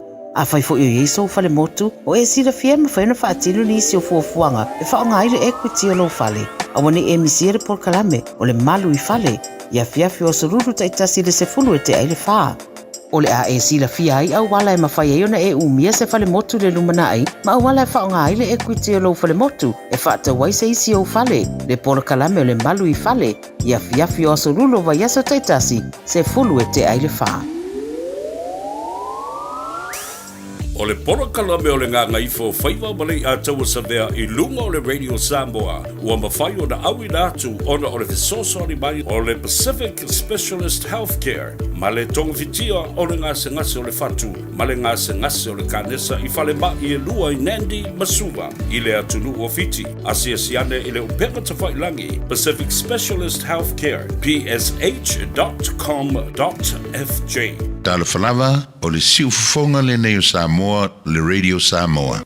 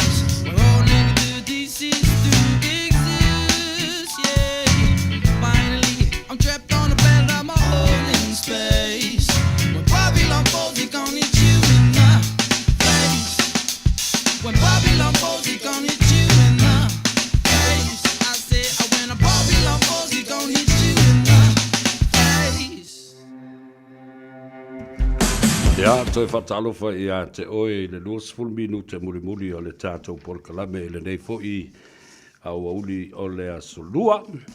Ya, tāua lunga atu ai ia le Gagaifo Faiva ma le atou o sevea. Se yuli pesta tamalangi le nei fo I aso fou o whaapopo e le atua ia le fo o le aifo. I whonga mutia. Ia, ma au sau le pongi sa e ufitia ai I le mara malama. Ma le whonga ele. A watu le whaamalo I o tau tiute mo tau whaiva manai e nei aso. Ia, po le whai a onga, po le whai whaatoanga, po le whai awala, po le insinia. Ia, po le leo. La tau fo I le paramedics, St. John's, o le au tau si soifua, tau si mai pasi o li mata mai tai. Fo mai o lo o ala mai ai le lofa ma le anga le lei o le atua. Ia te o tau, mai tātou uma. Nai ta mam tina mātutua tālo whai. Alo leo no sai, wha mui moe sa manuia lau sida mai. I le tātou sisi ngā fua. O le whai longa ino leo no sifun ma le whātou sanga. O le matua o le saolotonga o Samoa. I au kila ni nei.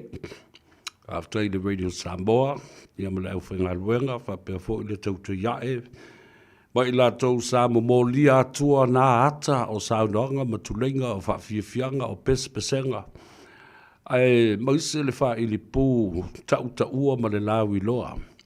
PIC Avondale's Brass Band. After yatu lau fionga tangaloa. Apena fo I lau fionga le taulangi tofa. Awhitai le mamalu, ai maise soa I lua. Ia, o I lato uma o le whanau, o e sa usuina. Vi o fu o New Zealand ma Samoa. E o tau siu fofonga mātanga o fie, ma le feula ina o pū uia.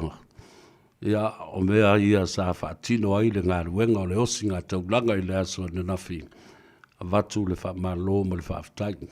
E leo o le konasula, pa o le maafutanga a whaife au so whatasi, pa o le whono fautua a Samoa se manuia.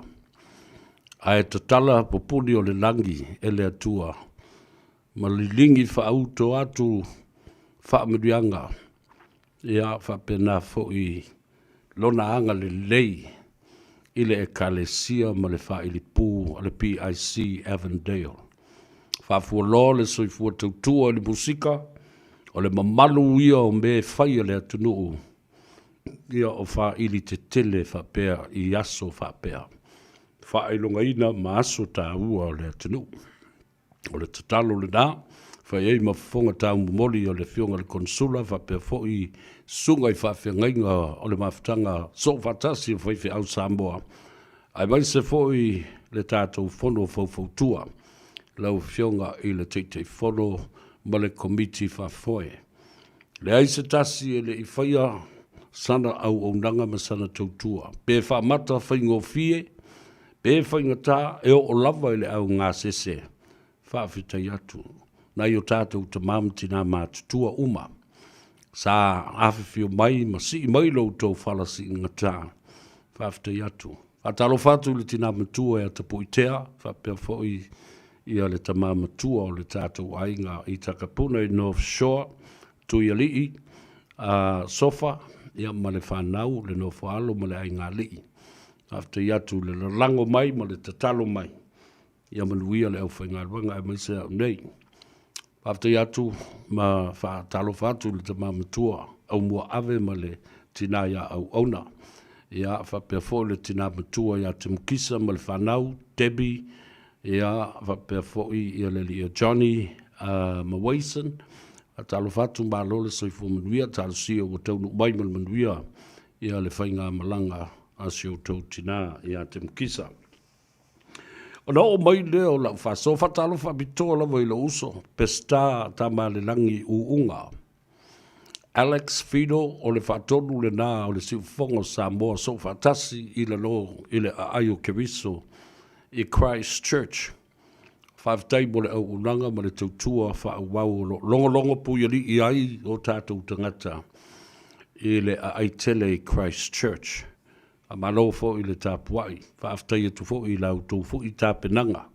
Sa whaatino ai lau tau ngana Samoa o le nei vai aso, ia mai se fo i o le tāpua ia, ma whaafetai o le anga le lei o le atua. I le whailonga ina fo i o lau tau maftanga o le tuto tasi o Samoa. A se e mai la utala noa, e le launga matua, o le launga e mapo, o le launga e tau whai ma vea masili anga, e poupo wai le tō wha, e le ngata i le nganga i fo maunga, pule ono i sa la whai, ai maise o lea na whaafonga masila mio iai lea tunuu, na pou wai le tō wha i le malai te whau, ina ua ngā ngaifo Faiva o le aso. I le tā walunga ai le ngā ngaifo Faiva, ma le ngā ngaifo o maunga, le tā walunga a le itu malo le fionga le li pāre mia. Ma le whale tua. Mai atu, pa ia whasino a wā, le malai, ma maota, o lau fionga teito mo walo tutusa. Tā pia fo i le maota i finau, le fale pou whai sula mai. Lau telenga i le li o le itu o le matu o le itu malo, le tupu o le itu malo. Ai atu sau malau wha pia fo i sao e wha. Ia mai se fo i. O lau tuna e wha sa vali e momoli e le sa vali e wale mauta ma le malai la lokawa. Wale telenga ia so alo wha pia fo i. Le mamalu o le fale sa maunga. Sao e wha pia fo i. Le mamalu a wā, le ainga sa pesta. Tau lau niu, ma le fale whangaloa, ia e maise foi, le mamalu a wā, le whatalenga ia pa o, ainga e tolu whapea foi, le malai filongia, wā sa mali e toa, ma sa tupua, mori atu le whaftai la vea, o upu masani le nā o le atunu, la sa la whai au so le vea. Le ngata i lea, le launga whawhale o polu e mapo ai, le whaafonga anga sa mo i tulu inga e wha, e le alo lava i se atata. Anu whtalai i suanga whaatamali i le nā ai whanga sao, le malama i le tūlanga o le vānu nofo o le aso. Ua umi ai le aso, ma ua tuli ta mo e ai le teimi. Anu whtalai ngā le vea. Se wa muli mo lua fiu, o lua na wale na umi le aso. O lewa na tatau no lua so sofa mai le umi tele o whatau. Ma siva loa, ma siva tau whai ai tu ma lo nei. O lewa na tatau le whai mai le lato whatau, ma siva loa e lunga le ala tele. E tau nu mai i te whau, ua mai e tasi, ma ua maua fo se tasi, ua fili ta nganga i eile tō whae mo moli ina, le whau tanga o le aso. A ui o lea. Te o e ve mai la vea. O te ofo i lou mata utu se wamuli mkwa e pala ai keri. E wala mai se wamuli. Ma lia la vea, lia o le tama. Leanga o lewa uma o na whaatonu mai e lea fionga le teitei fono o le pale mia fo i lea. Alofangia. E ma eu le ma au o le aso, ma le wha alo alo ua ma ua lunga. Le ala fo i le ua ma tautu ua noa ai. I le wha fale upo lunga, ali i ma whaipule e ma pulenga a fono wha vai, e moise o lea i tu malo ma lea i tu malo. A tua, a ana, le fale tua masanga wha pena fo i le fale tui sa mau, e ma tau tia lava. Ia, o mai leo sa utala. E whawhetei ai le fio mai o le Lieutenant Governor Amerika Samoa tu mua le motu. Whawhetei tutuila ma manua wāsua ma vai whanua fō mai tu langi sa ole masale o mua ma le launiu na sa lua. Whatui o le motu au waa o tō to'o whapea fō ina la au na mutasi. Ia te oe tutuila ma manua ma tō to'o le whale ula. A wā le whale tau aitu ma le whale tau tangata. Oe le manua tele ma le nofo a maupu ma oe. Na fale se fulu iai le motu lau ftelenga. Tua olo o le Palestine. O le senate ma le maota. O le senate i tutuila ma manua. Lau whaaloalo lea ua malie o. O lau pule tō lea Samoa. I se sai. Whawhitai whaiuso.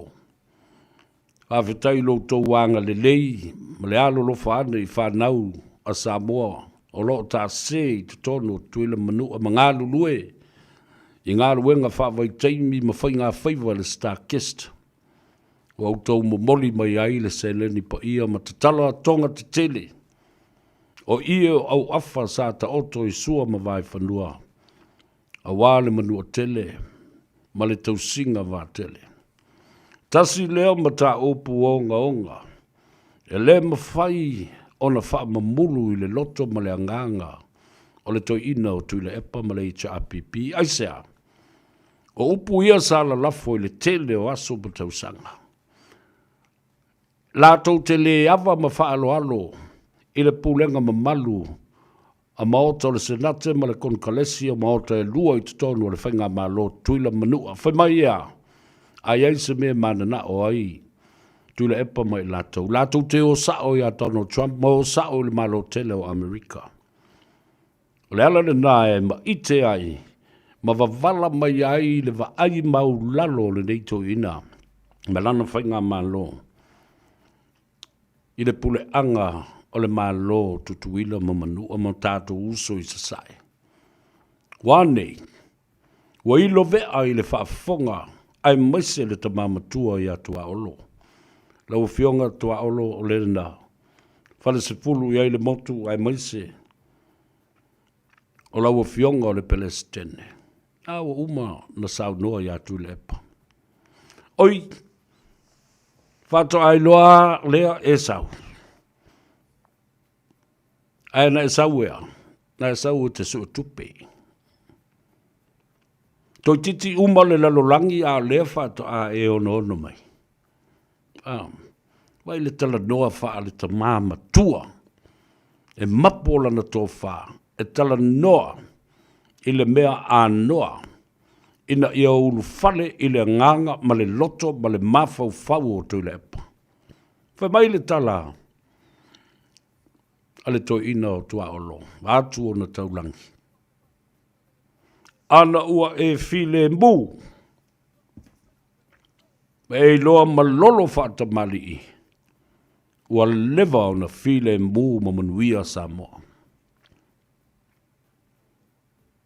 E te tau ona e whawhitaia. Nei tau sanga e tele sa e manu malo mai ai. Mai o se mea le lei le tūlai e whaia se fia fia. Ina ua manu malo se tangata. I se tau vanga ma se tau sinionga whapea. To e sau ma le tala i tua olo. A o la utala lea e whaiatu tu lepa. Sa siri foi o na matua tā ua, lou tā pena le lei. E osi lou to i lalo, matalia ina lou to i lalo. Ma le nei mea e tau o le whaia ina. O le malolo, o le mea le tamali. O tau sila, ma whawhafonga Samoa i upu. Tau wanga whau e mo mori ai le sa vali. Ai le kai ofi tono le mawhau o tu le palmelna. Ai sea. Na manatu tu le epa i eila na whaavavau. E le mawhai, e seisi malo si anga po seisi vai anga whai o na toi so sofa, le anga ua mauwaa. Aia. O le whaingo fia i ana me milo ma sui e le atua me uma matotofi malo, e au noa malou i loa se mea o le a tupu mai. Sita mai i taimi e mo i ini e o mata e pupula ane o mata wa sui le malo. Wa sui le tu e te nofo ai o le mauta. Those words will still ring into Le'epa's ears for the rest of his life. Why? They were words of wisdom. There were words of love. There were words of great advice. And it was given by a father figure that has been there, done that and all of it.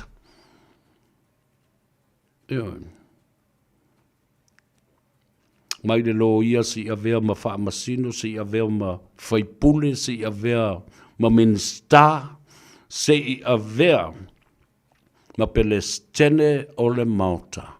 Ai whaifo i ona tofinga wha le kalesia. Ai o le la unga fo i le la iai.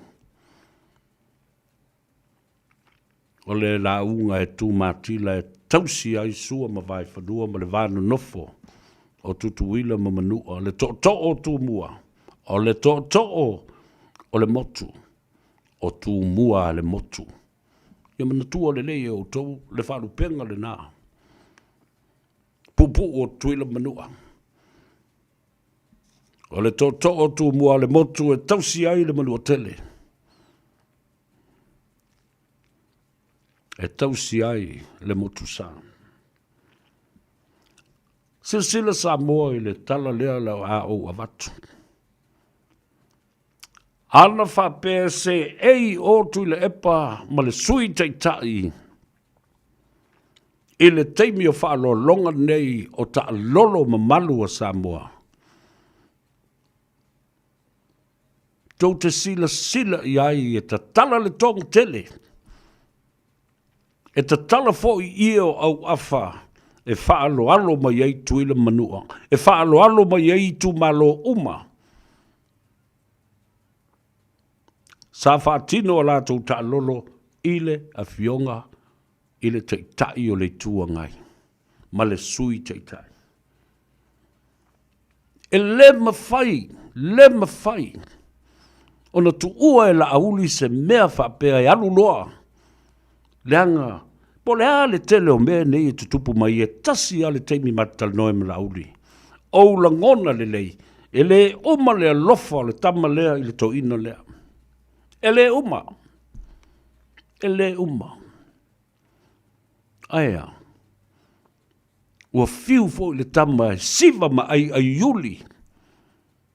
Ma whaatau pati. I Faiva ma neia o tui le epa. E ala le nā wā lai una vāle whangatia. Ai o te whai atu i a te utou Samoa ma lau whaafonga anga i le pōle nei. Ana se eia i nā maosi, ma ono sai tu le epa. Folo, patato nei mea o tu lai mai, tusa pe le fia i le ta lolo, o a tupe o lo whaanga, file mu o tupe ale malo. Pule la uli mlana whainga malo le temile nei. Tā puai oe, ma whaatalitali le manuia awa o le ato le whale o tautai. Ma lau sa saa Faiva o le aso lea. Ai tufi tau whao ai oe le manai. E te tufi tau whao, ta whewhe se whainga tua olo e whai a te oe pe ana whape te se ei. Ma whaalia lo whaaloalo le aso lea, nai lo walu tusi le tusi ave. Whaamata ngā ai le malo. I lunga o le Samoan Observer and the letter to the editor. Ale nā wā o mai oe. Ma oa i mai oe. I upu o le vai leina. Ma whai upu, ma upu umana sao noa. Ia i le tofa i le li o le tu i ala vea. O le asanga whai i whea. O le asanga whai i whea. Le le mi ngao ma le wha maa lunga. Ma upu e la lafo ma winga mata ngai tutonu o le pale mene. A o lea e fau mai i ai. Isi tupulanga tala vau o lea tonu. E fia o mai e whaipule ma se ei tonu o le mauta fono ma le pale mene. Whaataita inga mata ngā lea. O lo sila mi o ma whaafonga i ai Samoa. Ta whewhe saulu ngā tupe. Amerika e te alu ma oe. Ele lava lau papuna po o se tanga o lo ie. E momono i ai le fia se fulu wafe ta la Amerika o le lava. So e mo i o te lo e te le fi foi tupe. Ma o te lo foi e te le mana o se mea. a o mea na e fai, e whaailo atua i le whaaloalo, o le atu nuu e tū maupea i lau fionga li i tu lepa. Io, ai o lau tala le nā. A le whai mai le vea, sei fua se tapu, ta whiwhi e tu la e pai. Au tau tala foi, o le atau au le ngafa, o le tuila epa o le alo le mali atua. Lea lai la iono hua vatu, vai malu i puenga i lau fionga. E ngau le sila i le whai. E ngau le fo i le whai i le sila. Ai a, te to e fua se tapu. To e sa saa le whawhau.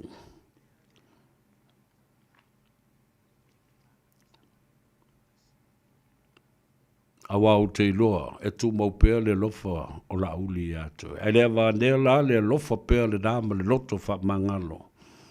O le a wha pēr ai o na whai le atu nuu a o mai mō ma whaatali tani sa moa i se tae au mata ngofie.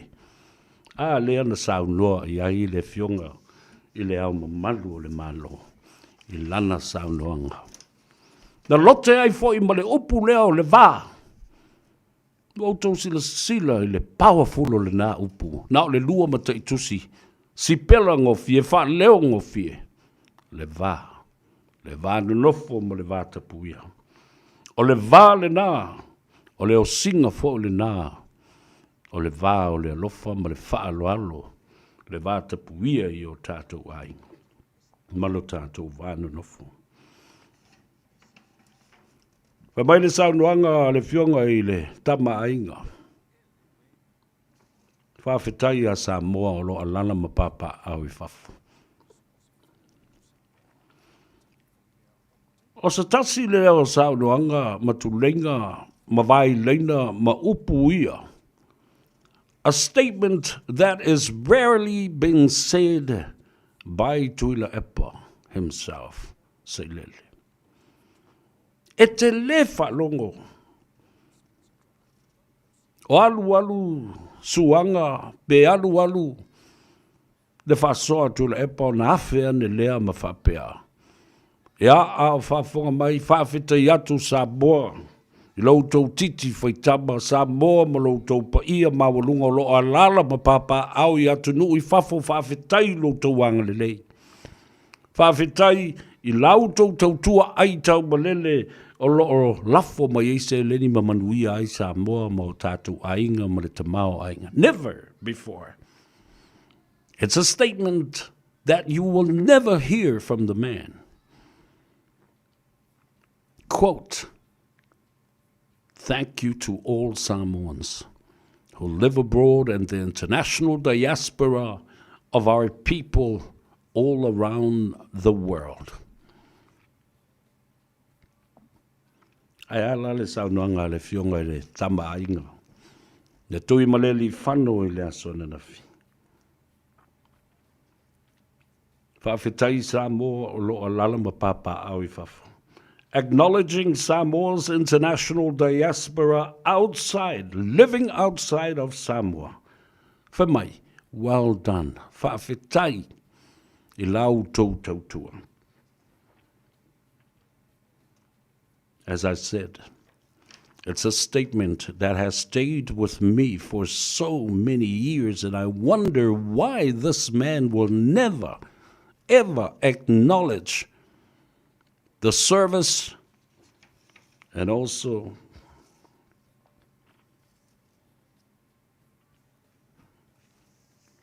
the love of the Samoan people that live outside of Samoa. Le osi ngā taulanga Samoa o lo lala ma papa au I whafu. Te ana uwhai atu wai ala auli. Auli, a matanga leo le tata aloka. A whio mai lunga o le porkalame o le tano awa e te maua I le sao. Ma o lau lu I tau fo I lea I lau fionga. Whawhitai lau amana ia ma lau apa mai a Samoa lo lala ma papa au I atunu ui whafu. O le malusi anga foi lea ma le poutu O le malo si anga o Samoa lava ia i ona lau whanua mo na ainga. Lea o lo alala ma papa au i fafu. O le iwi tū le nā. O le malo si anga le nā. O Samoa o lo alala i fafu. Nālan me na oia. Whamana tupea. Fou nei ale mea lea tu le epa ma lei chapipi. Wo i fafu. O sua tupe mai tangata i fafu. O whao ngā mai. Upenga ta whailangi. A tangata i fafo. O tangata nei sa sili o na feita i atu le epa. Au tau sili i il tamalina leo sa ia malona to olua. O le maota o vi inga. O la ua lava nei na whaleanga i na maitu le epa i le tele o tau sanga. Ai ona ua whawhiwhi lo i tu le epa. Pele mea le na whaifo i le ri i leo mai whea. Mea mata ngā, ma upu mata ngā i la lau i atu lepa. Nana whawhiwhi atu lepa, o i nei le Radio Samoa, male Samoa Times, a o whaatonu sili nao sa vea, lei ataua. O le whaatonu le nao newspaper na Samoa Times. I lau vai taimi. Na sau oi le tustala, whai le whaatoe senga. A le ri i leo mai whea, whetu junior. Ai nana whai ngō junior. O matua ai le ilo mafau whaasinia. Na. A lela o toi li liu ma mai toi o e. Lango toi le epa. Au la tau nei sa sili o na whai tu le epa ma o la tau nifo tu li manu. Bele malu si anga le nao le tupe. Ya. Ya, lo whambai le tua vai lo tusa so tātou manuia. O nai motu ngā awha nao mea sa tutupu. I lea so tō nai ua tuana i atu whapea, lea so sā, ma ana nafi, ma le so, i le tūlanga sa iai.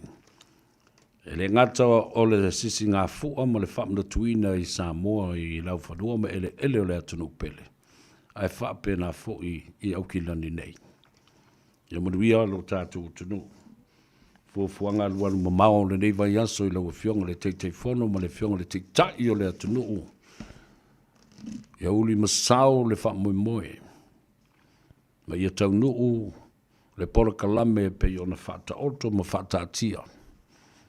Whaasauina le soifua o Samoa wheta loloa i o lo malanga atu i Samoa i le fia mafuta atu le aso whaapitoa le atunuu. Can you imagine, just imagine, what will become of 2027 when we reach that milestone of celebrating the 65th anniversary of the independent state of Samoa?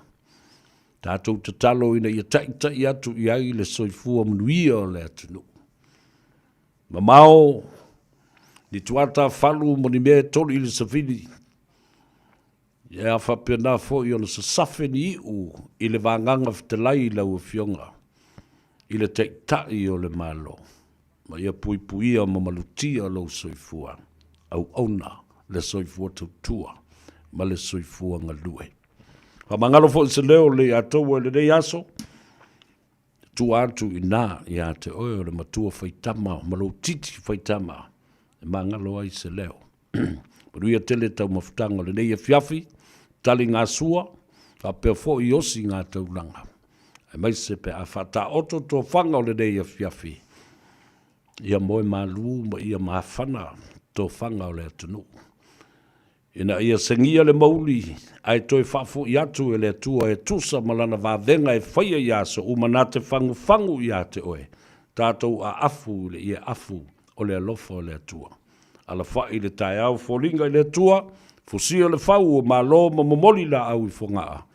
Ua toi anga le lei mai le atua ma wha popo aso ma tulu i aso le soifua ngalue.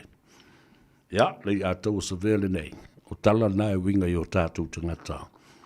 I mea na tutupu anafi ma le so. Those are the stories about our people yesterday and today, what they said and what they did, how they feel. I don't care, whatever. Yeah. Awa ngā ka whikau ia e whai mai. Lari ira o au lenga. E kari anga lo se mea masau. O uso matua whawhine i rungon. O le api o fōringa. Ia, whātalo whātu ma whaafitai atu. I au tau whina ngalo whālia. Ma tustusia. Ia, whapena fōi o na manuia se malolonga le nei pō.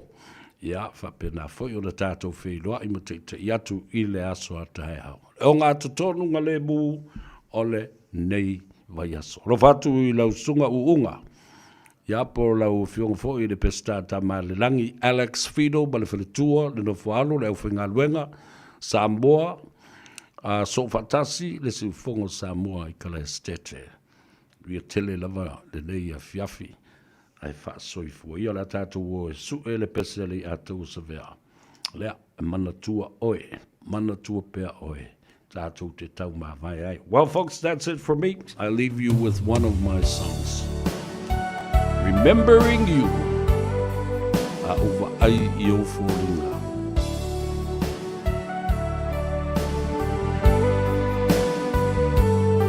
A uwa ai I o fōringa. No atana o te winga. Pe esa sa e pe ave tu I whea. Ai ona lo ua lo wha.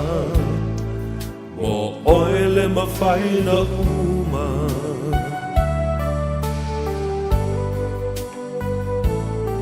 Ta oto I fōi le pōngi sa. E whaangalo le whainga ta. Ai mana tua pēr o fōlinga. Ai ona ulo ua lofa. O oele ma whaina uma.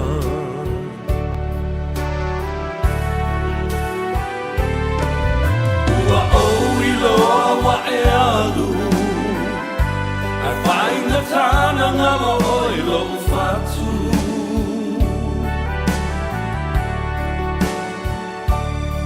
Tau ma whai e whaangalo. Ai mana tua pēr o e se aso.